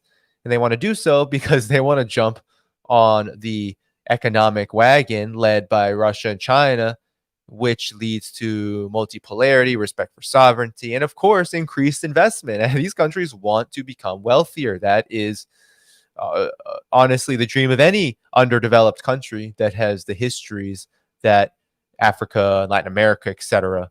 have. So let's get into some of these. Let's get into some of these stories. Okay, here you had August 2nd. Modi may attend the BRICS summit online, says the media. Well, who was reporting this? The Economic Times reported this. This is a Western media mainstream outlet, citing that the Indian government is toying with the idea of Modi participating remotely, given that Russian President Vladimir Putin was basically forced to attend remotely because South Africa's Rome Statute ICC agreement, and the ICC has a warrant out for Putin's arrest as a war criminal. All geopolitics, all political, but Putin decided not to go. And so you have that, okay? So you have that development, which many saw, right, as potentially concerning. If Modi doesn't go, is he not serious? Okay. But it wasn't just that. It wasn't just that. It wasn't just that India might not be serious because Modi wasn't going.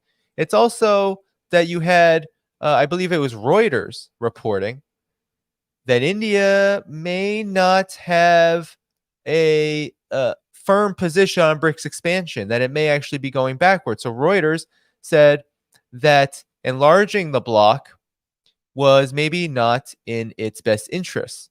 But Foreign Ministry spokesperson Adrian Bacci said that it's baseless speculation. It's simply not true. So these are the rumors that have been coming out, right? That Modi may not be coming. But according to that, Modi might not be coming, and that the Indian government, that Modi is not for BRICS expansion. So India's foreign ministry already has rejected that claim. But also, it's not true that he's going to attend remotely. He's going to attend in person. So the Prime Minister's office has shot down earlier reports that the Indian leader might participate in the meeting remotely. So Narendra Modi confirmed he will personally participate in the BRICS summit in Johannesburg, scheduled for August 22nd, 24th. The Prime Minister accepted the invitation and conveyed that he looked forward to his visit to Johannesburg to participate in the summit. The statement read. Ramaphosa, for his part, said they look forward to visiting India to attend the G20 in September.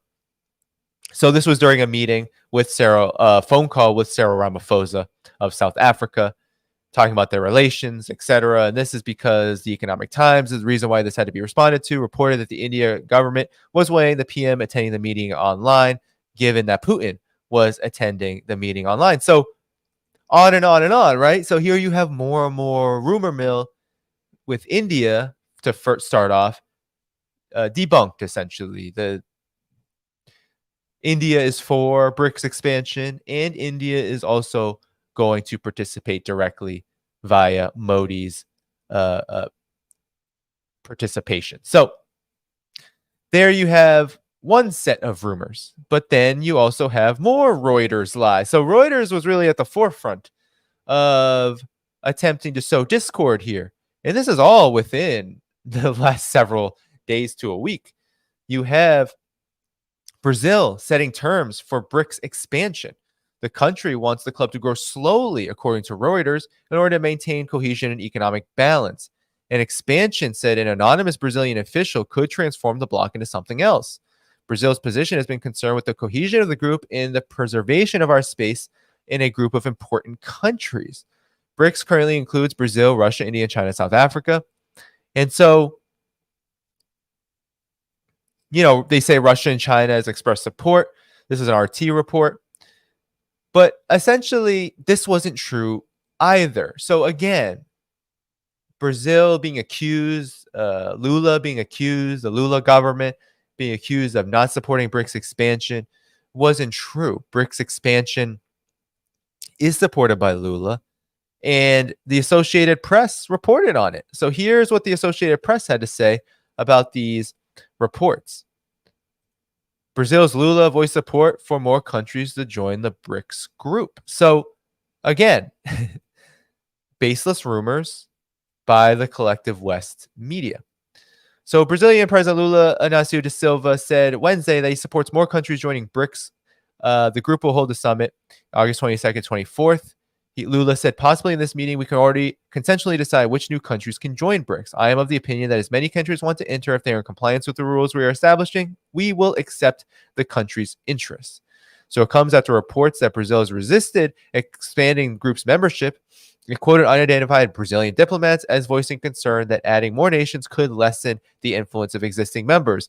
But do you see what I'm saying about the complex situation internally with Brazil? These so-called anonymous political officials are likely the challenge that Lula has within the government that don't want to see Lula da Silva's political project, which emphasizes multipolarity as foreign policy, transpire. That is why I believe that these rumors were put in.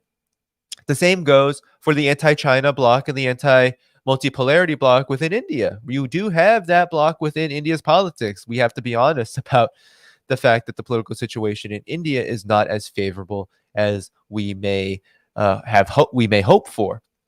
There are conflicts, India and China, for example, that do potentially stand in the way of BRICS cooperation at a deeper level. So the Associated Press reports, though, that you have all these countries applying to join, and that Brazil supports it, Lula supports it. And so Vera said that all BRICS members are interested in making an effort to accept other countries, but parameters still need to be discussed. So that was always the position. The position was that, yes, parameters need to be discussed. It cannot just happen. You can't just say, okay, everyone's in without understanding what that means. What are the rules for compliance? How do we accept this membership? And then how do we integrate these countries so that we can expand and increase cooperation? That's what will be discussed at the summit. But of course, these baseless rumors only are meant to denigrate and delegitimize what is a massive undertaking that is about to happen. And so we're going to get more and more of this, okay? This is going to happen more and more. We're going to get more and more baseless rumors based on the divisions within the BRICS countries. And we have to understand why that is. These countries are incredibly important, and their direction is very concerning for the collective West. Now, Russia's Dmitry Peskov, the spokesperson for Russia, Russian Foreign Ministry, Russia's press, I believe he's Russia's press secretary. Dmitry Peskov, he's a spokesperson. He has poured cold water, so to speak, on the idea of a new currency. But we have to be honest. There's not just going to be a new currency floated about after the BRICS summit that's going to be ready to be put into place. That was never going to be the case. So it's not really pouring cold water. It's more about how these BRICS countries are going to come together to discuss and map out how they can become more financially sovereign through potentially an independent currency. And I am one to agree with Pepe Escobar, who came on this program to talk about this, that the efforts by Russia and China in terms of bilaterally and multilaterally to create a new currency are actually far more robust. And Russia is actually leading that effort. And so through the Eurasian Economic Union and mechanisms like that. So BRICS still has a lot of work to do. But BRICS' significance is that by talking about this and developing potentially a plan for a new currency, it has the potential to link these major economies, these huge global south economies together in a way that right now, none of the multilateral mechanisms led by China or Russia are able to do so cohesively. Of course, there's more bilateral trade happening outside of the dollar. Of course, there's infrastructure development projects that come with that. But the coordination and the ability to operate as one unit, as one entity, political entity, economic entity of the global south is still not as cohesive as it could be. And that's what will be attempted at the BRICS summit in August. But I want to now read from an interesting article, and I'm just going to zoom out a bit, actually, to talk about some of these divisions, because I think this article actually goes over it quite well. Let me see if I can get this a little bigger for you. The formatting of this website is a little challenging, but let's see if we can see. No, we can't see all of the text, right? It gets cut off. All right, so it'll be a little small, but let's get to it, okay? Let's get to it because I want to. Let's see. All right. All right. So, BRICS nations forge a path towards a gold-backed currency challenging U.S. dollar dominance. And so, this was written in InfoBRICS, all right, which you should all follow. InfoBRICS follows developments within BRICS, coordinates and curates all of the content, the analysis, the journalism done on BRICS, including original articles. So Huma Sudiki says, in a significant move that signals a geopolitical shift, BRICS nations have announced plans to introduce a new currency backed by gold, presenting an alternative to the credit-based U.S. dollar. With the decision made before the upcoming BRICS summit in Johannesburg, the initiative has attracted attention of numerous countries eager to join this. So it's going to talk about India's stand. It's going to talk about the expected agenda. And this was originally reported in Financial Press Express. And so India's stand, this is important, okay? It's the only country that has not shown interest in the plans to launch a new currency. Its position on the matter is clear, as stated by External Affairs Minister Dr. S. Jaishankar. He emphasized earlier this month at a media interaction that there is no intention of introducing a BRICS currency and affirmed that currencies will remain with a national concern for the foreseeable future. Rather than pursuing a new currency, India aims to bolster its own national currency, the rupee, making its strength a primary objective for India's government. So here you go. See, these are the divisions that we're talking about. BRICS countries are not all united on this. He said, on what we will discuss at the BRICS meeting, we have to see because there are many other issues, but there is no idea of a BRICS currency, he says. For years, countries in the global south have actively sought to reduce their reliance on the dollar, aiming to decrease vulnerability of a fluctuating single currency. So Karine Costa Vasquez, who is the executive director of the Center for Latin American and Caribbean Studies at Jindal Global University, tells Financial Express that the process gained momentum as Western sanctions were imposed on Russia And according to Ms. Vasquez, while the introduction of a new BRICS currency faces significant challenges, these discussions reflect the bloc's commitment to exploring innovative concepts and fostering efficient policy coordination in a bid to reshape global affairs. In her opinion, the move suggests that BRICS nations are actively engaging in restructuring the international financial system, seeking greater autonomy. So that's what that's a Latin America perspective. That's likely you've heard Lula da Silva talk about starting a new currency for South America and Latin America. And you've also heard him voice support for a new BRICS currency. So this is obviously not all agreed upon by all the members, and it's going to have to be discussed. Gold has long been considered a symbol of wealth and a store of value, and the adoption of a gold-backed currency could potentially enhance trust and confidence in a new financial system. So, there's far-reaching implications of this, and I think it's true. Finance Express, you have these financial outlets. There's a reason why this is a big deal, and it's not just because a currency will come out tomorrow. I make this point often. That despite whatever divisions exist, the BRICS train is out of the station and it's not stopping. And the fact that we're even talking about a BRICS currency means that there is momentum toward increased financial sovereignty and BRICS playing an increased role in that, which has already occurred with the new development bank, now led by Dilma Rousseff, former Brazilian president. We've seen the new development bank increase its investments, increase the number of participants within it, and the ways in which those investments are used to foster and finance cooperation and infrastructure around the world. So the fact that the conversation is even happening does scare the collective West. That's why they're talking about it so much. The foundations of this are being put into place. So these Vasquez, Miss Vasquez, this academic who, works for the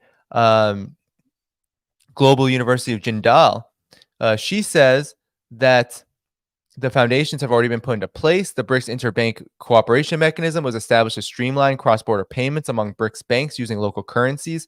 Additionally, the BRICS nations have been working on a payment system to enable transactions within the BRICS without the need for currency conversion to the dollar. So this is all about the foundations being built, and that BRICS cryptocurrency is being discussed, aligning with the development of central bank digital currencies to enhance currency interoperability, and economic integration.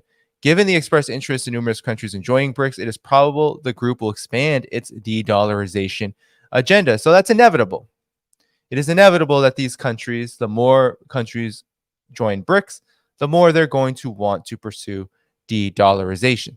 So it's going to be a critical platform. And Finance Express, which is a financial outlet, is telling us this. And that's why we're hearing more and more about divisions within BRICS. We're hearing about it because there is real fear going on. And it is a legitimate fear, I think, from the collective West. I think they have reason to be worried.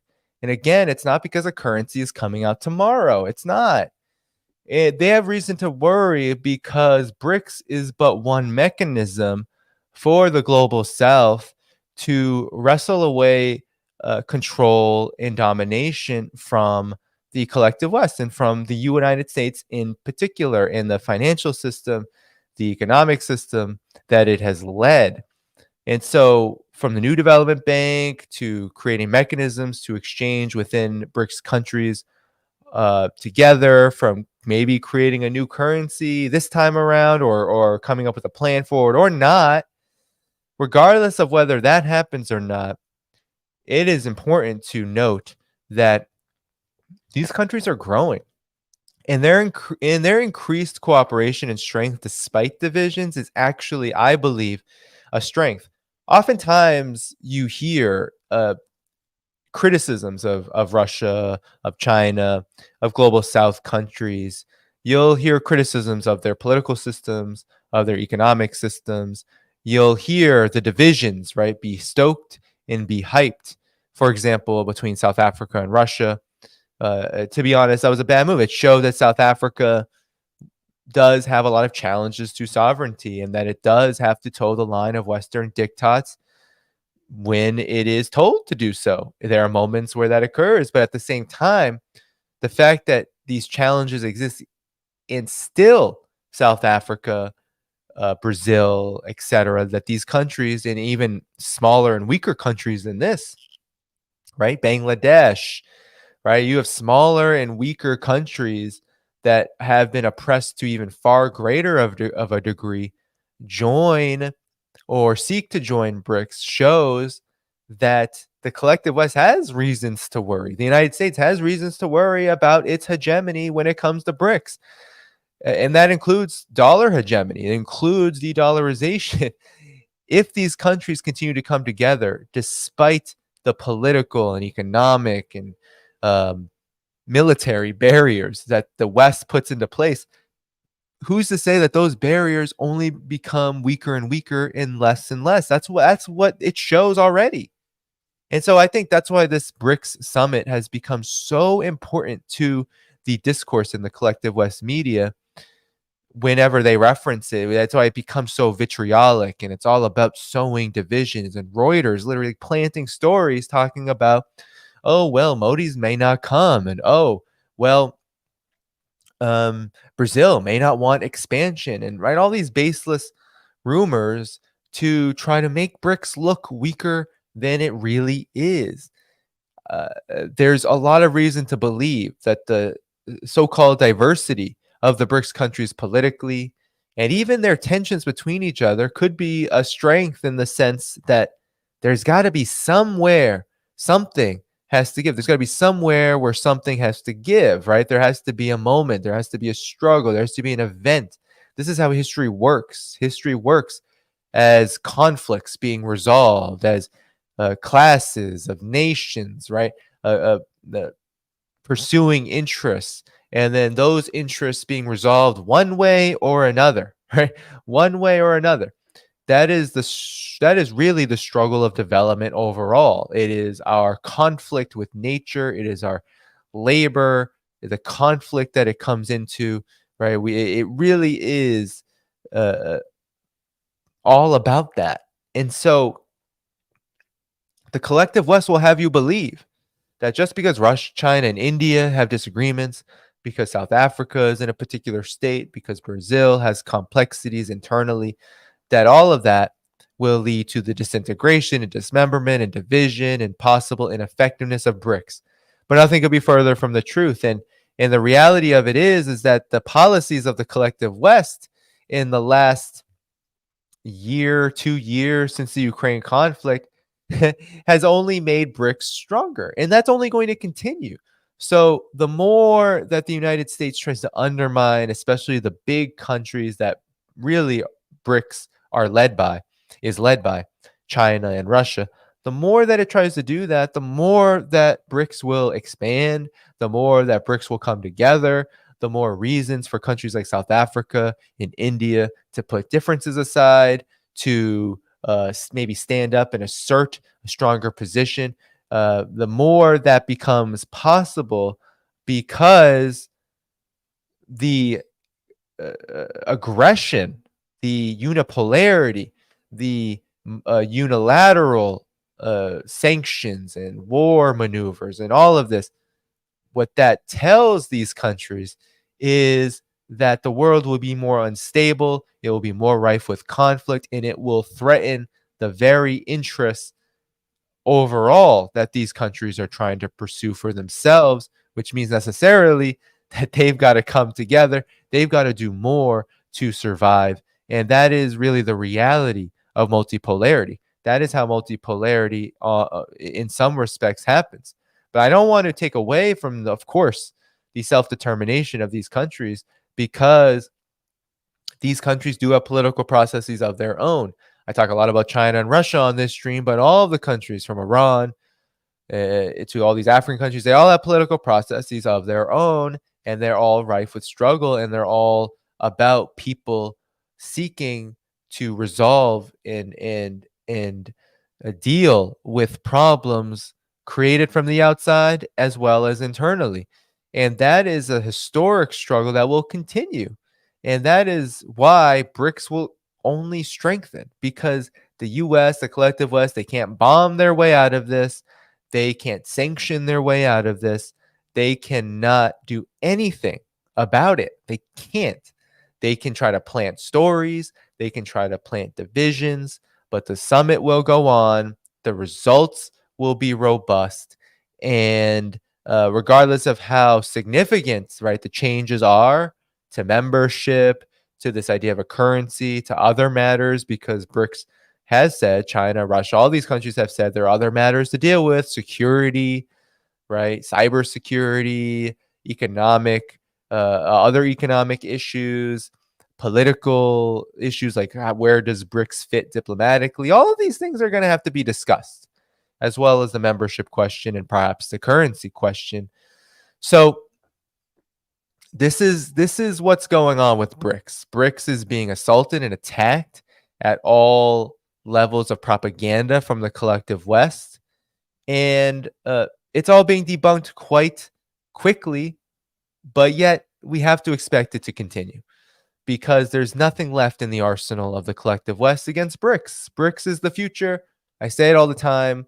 It's why I cover it so much, is because when you have countries as big as India, as China, as Russia, when you have countries across the global South looking especially at Russia and China as legitimate partners that bring real tangible benefits to their countries, and when you look at a vision beyond all of this for true sovereignty and self-determination, as well as cooperation and solidarity that I don't think was possible in the past because of how poor all of these countries were at the same time, right? We have to remember China and Russia were incredibly poor for a while. The Soviet Union, of course, built it up, but then it was sanctioned basically to the netherworld technologically in many ways, had to do it all on its own, and it couldn't build these relationships like Russia can now. I mean, that's just the truth. And China, the same way. China was sanctioned to a huge degree, and a technological blockade was placed upon it from 1949 to 1971. And it wasn't until the last 20 or 30 years or so where it's really been able to rapidly develop. And then India, of course, has been underdeveloped for quite some time because of British colonialism and all that transpired after that. And even today, India has a lot of work to do to catch up to China technologically and catch up worldwide, but it is a fast-growing economy as well. And so the global South looks at all of this and says, let's get there. Let's go to where you all are going. And that is something that the U.S. and its European vassals cannot stop. That is unstoppable. And the summit not only will go on, but these rumors are these rumors are baseless, and they do nothing but serve the addled minds of people in the collective West, the ignorance and the detachment from reality that the Western world order, Western hegemony, it's finished. It's over. The era of U.S. domination is essentially over, and BRICS is going to be a big part of that process.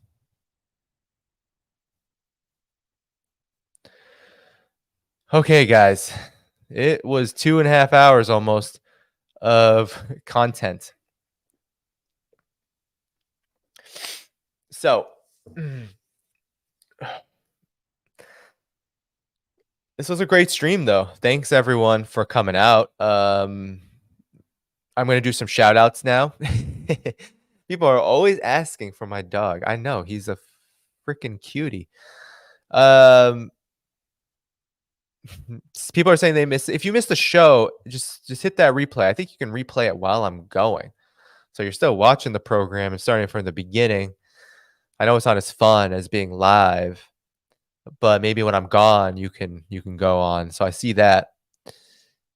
Keep liking the stream. I'm going to stick around for a few more minutes to do some shout outs, do some more announcements. Still 1,300 people on the stream. Thank you so much for sticking around. Let me do the shout out to the super chats really quick. First of all, salute to all the moderators who did Yeoman's work today. Thanks so much for all of your help. Thanks to everyone in the chat, of course, and everyone who viewed today. And of course, thanks to all my paid members, whether you're a YouTube member, whether you're a Substack member, whether you're a Patreon member, whether you're someone who just gives once in a while on PayPal. thank you all so much for keeping this work going. So I'm going to get to the super chats. We have Kevin Hester. Thank you so much for being a regular viewer. And thanks for that New Zealand $10. Andy, thanks so much for the super sticker. Juliet, thanks so much for coming on tonight. Chad, thanks so much for the super sticker as well.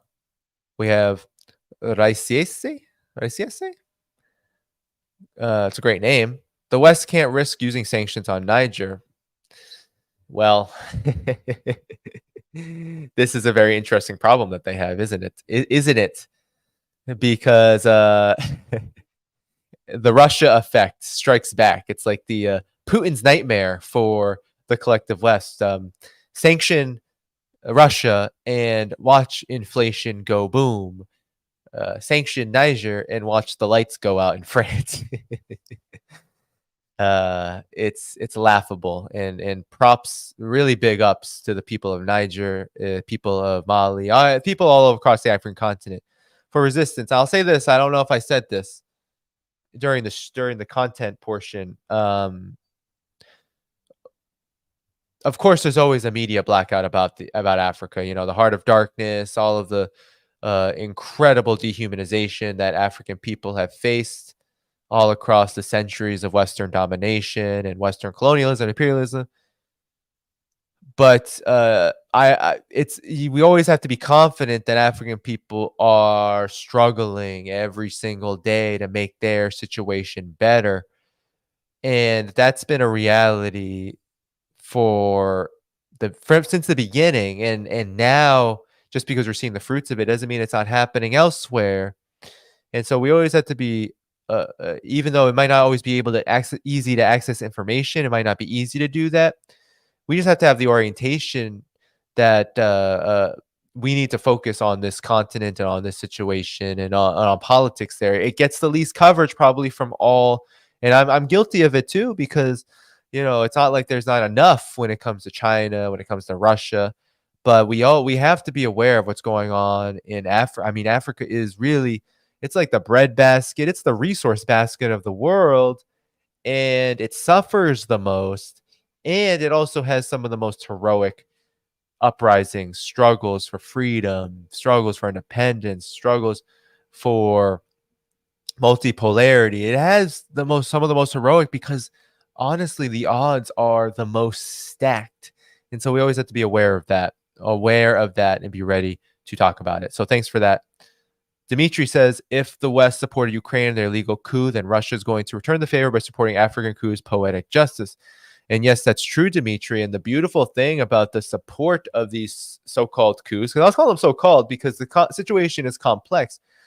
It may look like a coup on the surface, but militaries, and I said this earlier, militaries are so key to politics on the African continent because of how the collective West has manipulated, suppressed people's movements there via military control. They call it military civilian control. And Walter Rodney, I really implore everybody, How Europe Underdeveloped Africa is key reading, right? We have to understand what Walter Rodney told us. And for those of you who don't know who Walter Rodney was, he was a Guyanese historian. He was an activist. He's an academic.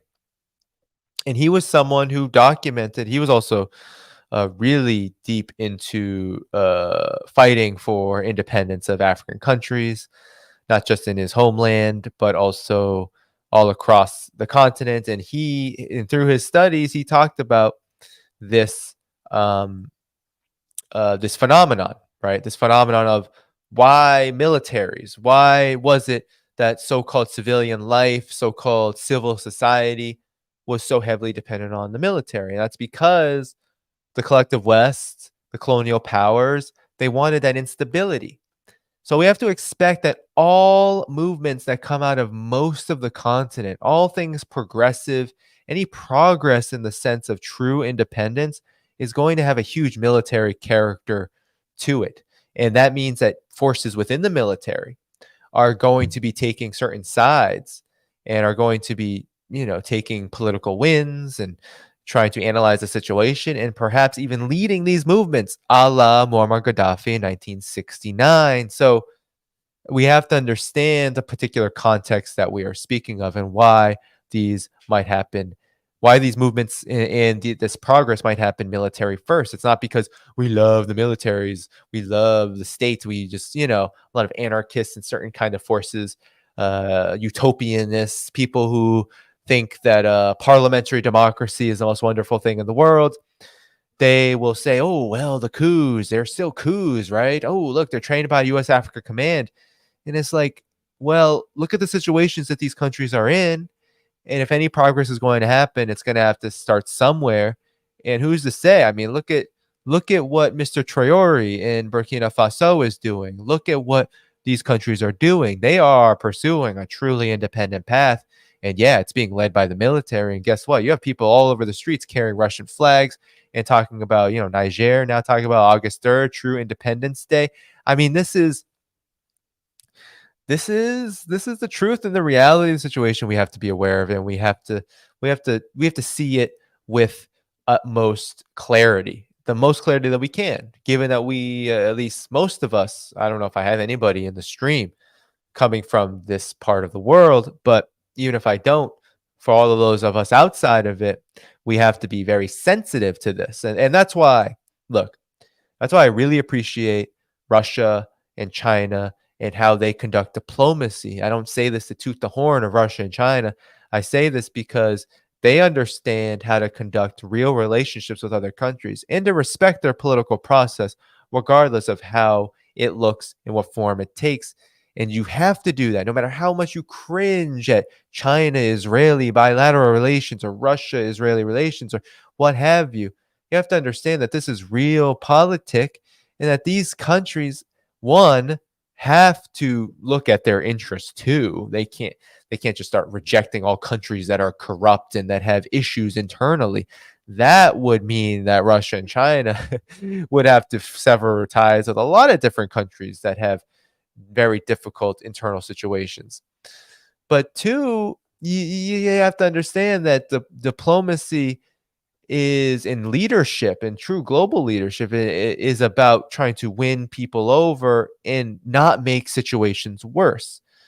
So while China, for example, is a staunch advocate of Palestinian self-determination, staunch advocate against sanctions,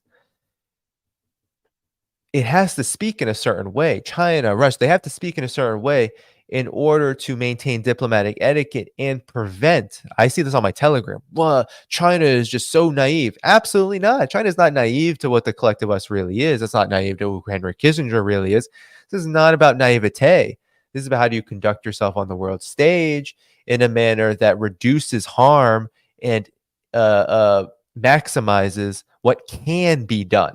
Because you're not going to overthrow Israel by severing ties with Israel. Actually, you're probably going to anger the entire collective West. And China is now anti-Semitic. And now we can do all of this wrangling regionally. We can go to Asia with this message. We can go everywhere. We can now shoot China in the foot because it shot itself in the foot.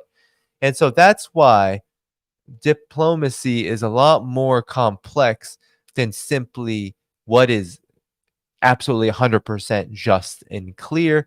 And so regardless, these countries, African countries in revolt, they might have been trained. A lot of their top generals might have been trained by U.S. Africa Command. Guess what?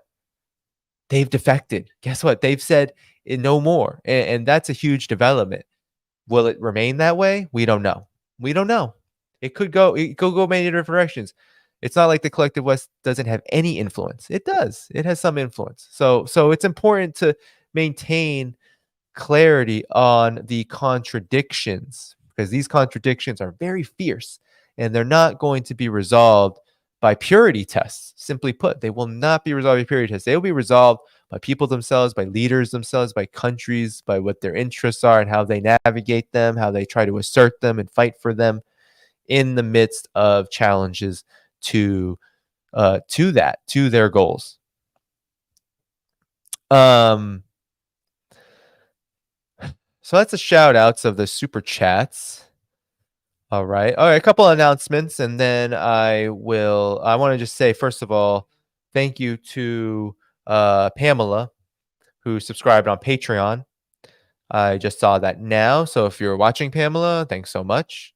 Of course, for a yearly contribution or monthly contribution, you go to help the people who help me do my thumbnails. I do mostly editing myself, but some editing is also done by a volunteer from DD Geopolitics.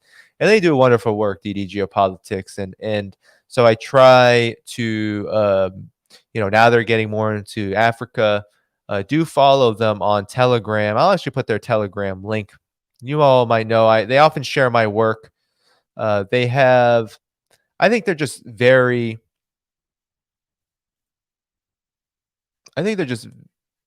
sophisticated in what they do. So here we go. DD Geopolitics, Telegram. There it is. I'm actually hearing something. So I need to put you all on a be right back. But while you're waiting, I'm hearing something that's a little concerning in the apartment, actually. So while you're waiting, patreon.com/DannyDhaiphong. These are the problems. And this is what happens when you were truly a working class journalist. So I'm going to be right back, okay? Hold on 1 second. Be right back.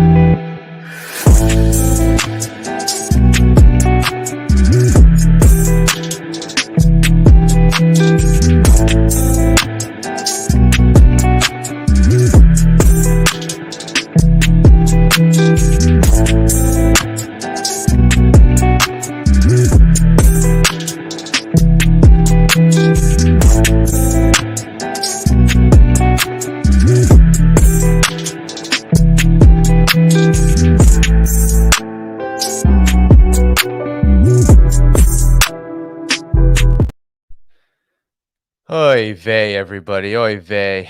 Hashtag support this channel because I need to leave. I need to move out of this apartment. I live in an apartment, and let's just say that it is not the best well kept, but it is what I can afford in terms of rent. And there is a leak coming out of my bathroom ceiling that is literally impossible to get a bucket under. So that's amazing. So it's bordering this pipe that I think distributes heat.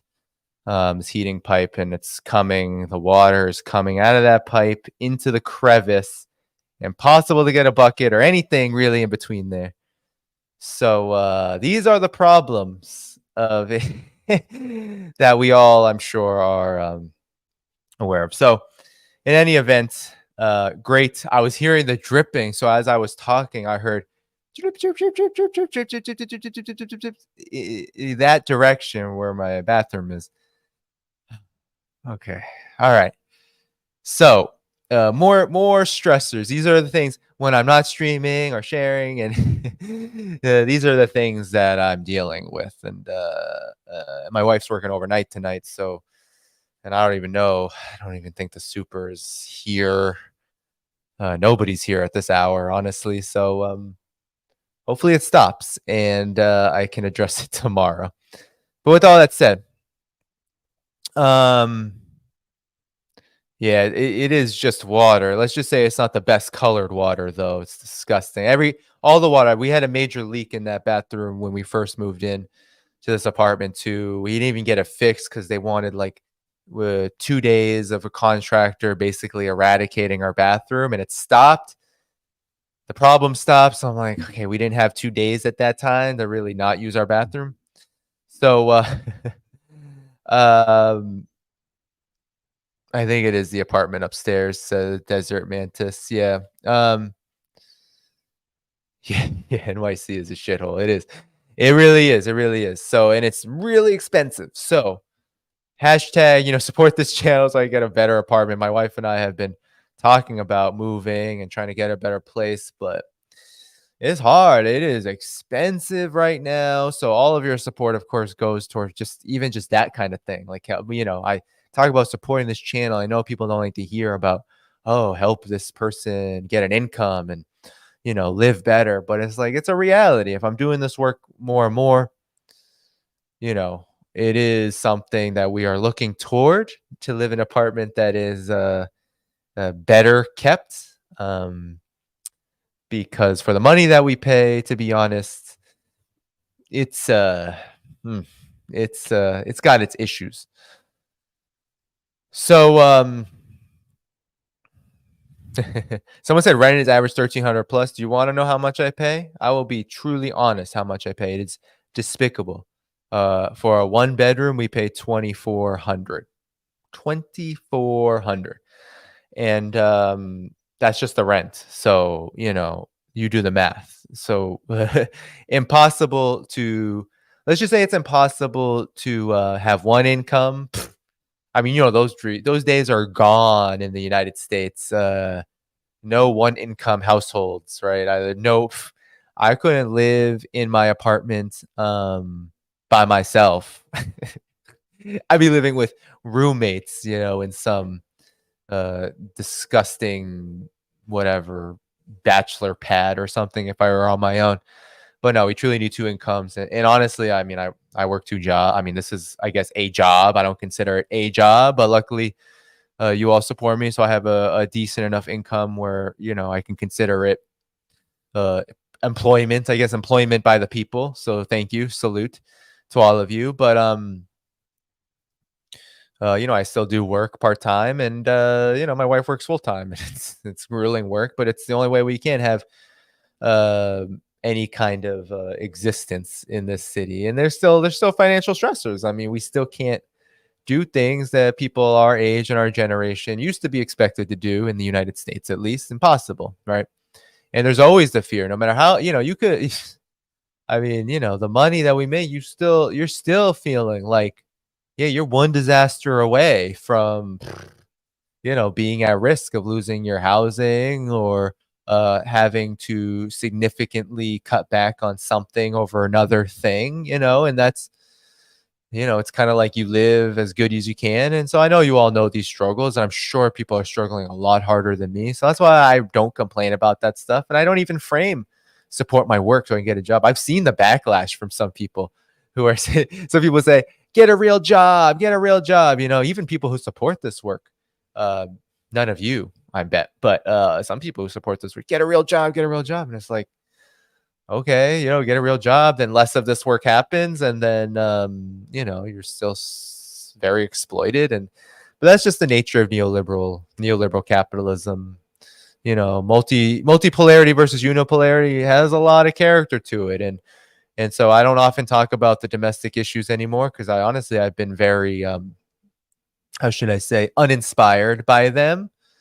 But my true opinion is that working people, we get screwed. We really do. And that's been most of my life. And it's informed where I've come. So I'm grateful, I guess, for that.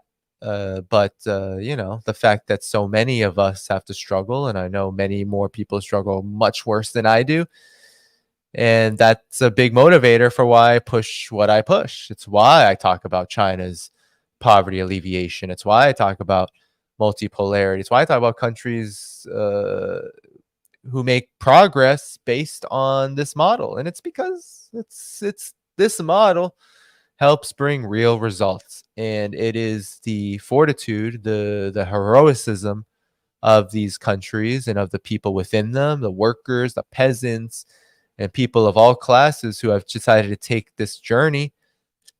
It's their heroicism, it's their heroics that are bringing the possibility of ending this kind of struggling and suffering. So anyway, just a little peer into my life, as things wind down. I see some content creator. I was talking to people today, and they were like, "Oh yeah, some of these content creators are making." I know a lot of these content creators make 50,000 a month, 100,000 a month. They don't give back to nothing. I know, and this is what we're going to get into. So a little preview, if you want, of my Patreon streams, what content I may be talking about. Of course, I'm not going to spread rumors of specific names. I don't do that. And maybe it seems, maybe it'll make you all mad and it'll make you want to subscribe less. But the world of alternative media is not a clean one. It's one that I've learned a lot from, because I do I do all of this grassroots. I mean, this is literally me buying equipment, learning stuff, learning how to use things, kind of the old-fashioned way, putting in labor, putting in time. I do all of my own administrative stuff. So if you see all these guests, I'm the one pursuing them.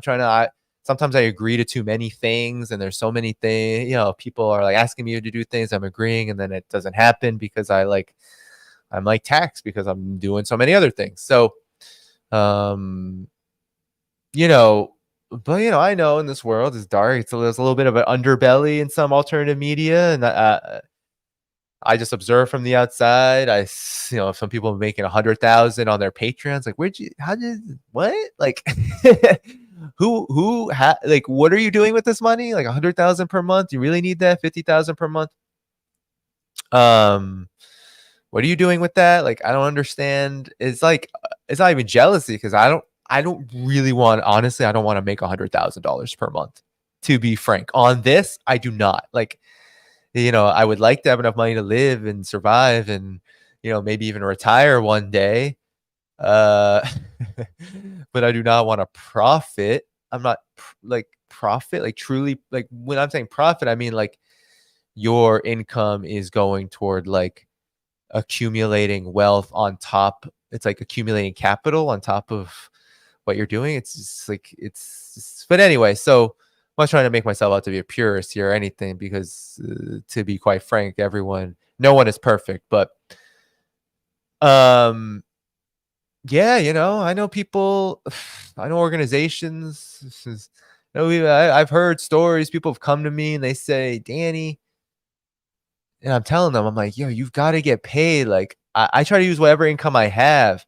If you're volunteering for me, I'm not gonna say, like, I'm not gonna be able to give you a wage. Like, I can't pay you $30 an hour, a salary per month. Like, no, it's not gonna be like that. But I'm gonna give you something for your labor. Like, it just feels wrong if you're doing hard stuff. I've heard people tell me, no, Danny, I'm just volunteering. I didn't get nothing. And I know that these organizations and these individuals, I'm like, wow, they have real money. Like, they have money, they have disposable income, and they're not paying their volunteers. Like, whoa. I'm just happy. It makes me emotional that people even want to contribute to my work in this way without money. They say, no, Dan, I don't need it. I'm just like, so to not even offer it. But anyway, so this is the dark underbelly. These are the things that drive me nuts, because it's like I try to work with everyone. It's like, it drives me nuts. So, these are some of the things. If you want to subscribe on Patreon, hear me complain and rant and talk about some of this stuff. Uh, is that bucket filled up yet? That's funny. Does it? I need to sell supplements. Oh yeah, I did do one sponsorship. I'm a sellout. No, I did one sponsorship. I just couldn't keep up with it, to be honest. It's like, they're like, do all this stuff for me, and it's like I actually didn't mind the organization. I don't even remember what it was. You remember what it was? It was a media fact check. They weren't that bad, I mean, I wouldn't say 100% agree with everything, but it wasn't that bad. Like, I was just like, okay, this is at the very least they share somewhat of the mission of me. They don't censor media. They don't like say, they're not totally politically biased, and they do some interesting work with they do some interesting work with what's it called? Like looking at who is really investing in these media, who owns it. I was like, yeah, let me do this because it'll give me a little bit extra cash. It's not much. I mean, I'm telling you, it's not much. I think I made less than $1,000 doing that, but it's something. It's extra supplemental cash, helps out, helps me pay the bills, and put some money away for the student debt I'm gonna have to pay back soon. So yeah, so James M says getting paid is a compromise on your values. No, it is not. But let's just say there's a difference between getting paid for the work that you do and making profit. Then again, these are the issues we can talk about at in my Patreon, Substack, YouTube member, preferred and only streams, which will be coming out later this summer. These are the issues I'm going to talk about, there's a difference. These are like, what's the business like? I'll get into that with all of you. I'm not hiding nothing. It's like, I'll get into the business of this. But also like, just frustrations, stressors. What are you all going through? What are you worried about? What are the geopolitical issues you're worried about? What are the things that don't get covered enough? What do you want to hear me comment on that I don't talk about maybe as much as you'd like? Those are the things that, I'll cover. I'll cover if you should ask, but yeah, I will put preference for the Patreon members and Substack members. This is what I can do. It's what I can do. E-begging is becoming normal. Yeah, it's true. It's true. I mean, what are you gonna do? You got it's not, I don't even call it begging. I just say asking supporters to support. So people are asking me questions now. Thanks so much for everything, though, everybody. With that said, I'm gonna head out. It's getting late. I gotta put that on my agenda. No doggy today, because honestly, it's a whole thing. Hold on. Let me just help you all out. All right. You want to see dog? I can show you my dog, but it will be through Instagram. All right. Really quick. All right. You might not follow this. Oh, I can't find it. Huh? It's not coming up because it's not a very popular Instagram. Let's just say. Let me see if I can get on this. And can I switch? Hold on. You all want to see him? Can I switch from here?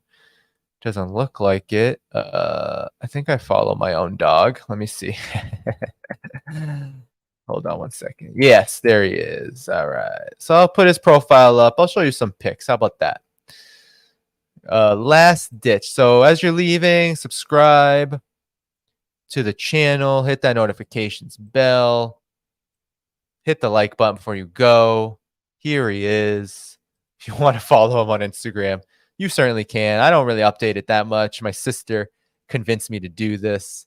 But he's named after Eugene Debs, by the way. My wife came up with that name, Eugene. Great name.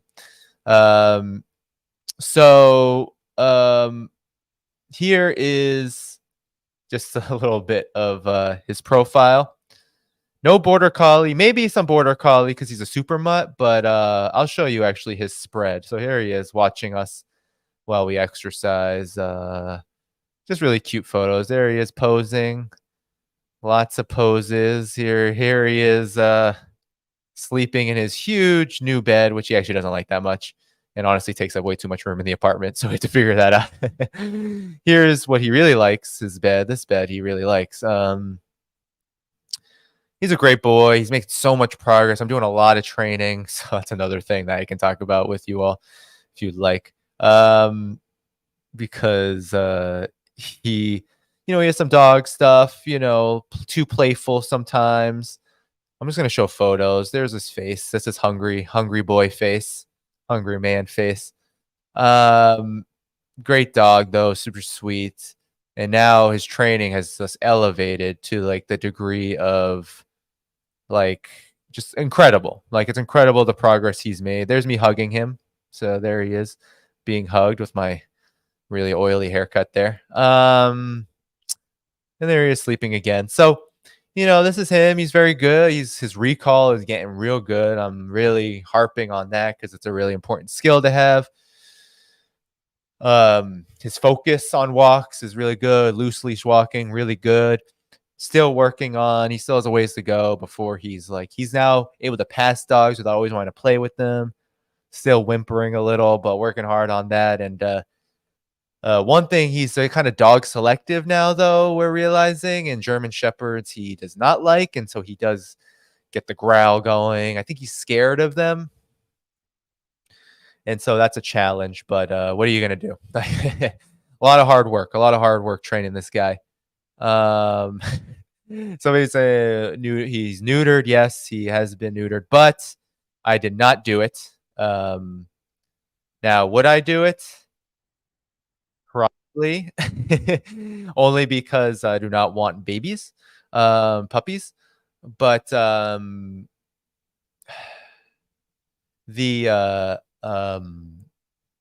got him, we rehomed him. So he is he was already he was already a year and a half when we got him, I believe. He's turning 3. So there you go. Thank you, Priscilla, for becoming a member and for sticking around all this time, unless you just came. It doesn't matter. Thanks so much. With that said, everybody, I got to go. It is midnight where I'm at. Thanks so much, Priscilla. Thanks so much, Super Chat. Thanks so much. I know there are a lot of principles and values around dogs. I am a big animal advocate as well, although I have a lot to learn on that front. People are saying German Shepherds are their favorite dogs. I think they're good dogs. I just think that people adopt German Shepherds when they shouldn't. Not everyone can adopt one, put in the time, all that good stuff. It takes a lot. It takes a lot. And and even if you can't put in the work, just being diligent and respectful of other people. If you're just unable to, that's all. I don't even ask people to be trainers. I had to do it for my own mental well-being. Like if I did not train my dog to behave even just a little better on walks, to be able to walk better, to be able to be less reactive, play reactive, all of that, to be able to do recall. If I didn't have that, I would it was just too stressful in the beginning. So I was like, no, something's got to change. This dynamic's got to change. And I want to love my dog. I want to have fun with my dog. And so there are certain skills I truly believe are needed for everybody, but I get not everyone can do it. And I know like German Shepherds and certain breeds are like incredibly tough to train. You gotta that's like your work dog, man. So I get it, but even just management, just manage the issues. Too many off-leash dogs have come up to me, too many and my dog, too many disrespectful things and just not respecting space and all of that. So you know how it is. You know how it is, everybody. Somebody says, I want a dog, but I have no backyard. I do not have a backyard, but I do have a park near me. I do have many parks. It's not the same though, because it does increase the challenge of training outside of the home, which is tough. Training in public is tough. It's a new stage, right? Like you gotta I don't have any space. I don't have, like, people say, trainers say, oh, train in the home, get them perfect in the home. Okay, that's not that hard to do. Well, it takes time, but it's not that hard to do. And then they say, go outside and train like right out in front. Well, it's like, okay, well, right out in front for me is a busy, busy street. So it's a big jump, and that's why it's taken a lot longer with training. But if you can put in the time and the work, dogs can really live in any environment as long as it's safe for them. And maybe you, depending on your environment, you just have to be crate train, all that good stuff. You can do all that and you'll be fine. But and honestly, backyards my dog, I got him as a backyard dog. He did not get walked, and so I had to train him to walk at 1.5 years. Like, that to me, while the owners were so, I think, good in many ways, like, they weren't abusive, they weren't neglectful, but I guess given all the work that I've had to put in, I would heavily disagree with just backyard dog, like just putting your dog in a backyard. I guess that's why you see a lot of dogs in backyards barking all the time and all that stuff, because it's like they need more stimulation, they need more training, they need more guidance. They just need more than a backyard, right? Or maybe a backyard's enough if you can stimulate them and give them just or you could do both, like, but I do think walking is like pretty essential. So anyway, somebody said don't get a golden doodle, and I'm like, yeah, no, don't do that. There's a nasty breeding industry to make these like incredibly mentally ill mutts. So I have friends, there's almost like a status thing in America, in the US. So I'm going to get on a rant and then I'm going to leave because I have to go. But there's a status thing where people want to adopt dogs only if they're bred. They go to like these kennels and these breeding it's like industrial dogs. And they're all so messed up because they're like inbreeding and it's just not good. And so people get these dogs because they think they're like the purest dog you can get. They're like a puppy, and they're grown in like a farm, like a puppy mill. And it's like, no, these dogs are abused and this is like deplorable. It's like adopting a chicken from from Tyson chicken farm. It's like, this is absolutely terrible stuff that's going on to these dogs. And then they just acquire huge behavioral problems. Mind you, there's like so many dogs that need to be adopted, rehomed.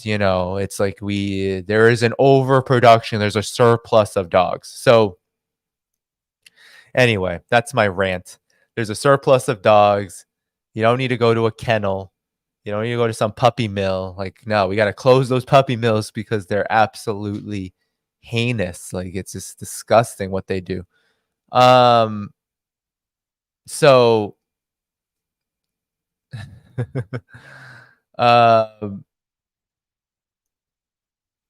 so anyway, all right, everybody, that's it for me. That's my rant.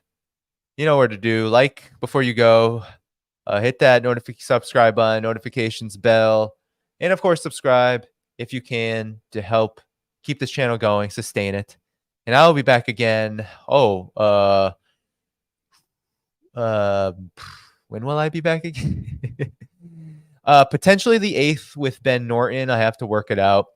There might be another project I'm doing. It's going to be a busy next week. So potentially the 8th with Ben Norton, potentially the 9th, and then potentially the 13th with Gerald Horn.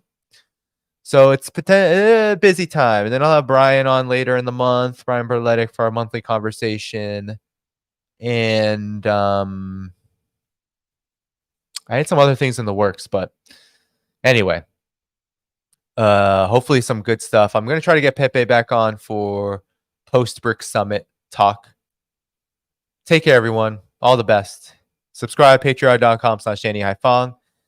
After you leave, it helps the channel immensely. Take care. Bye-bye. See you again soon.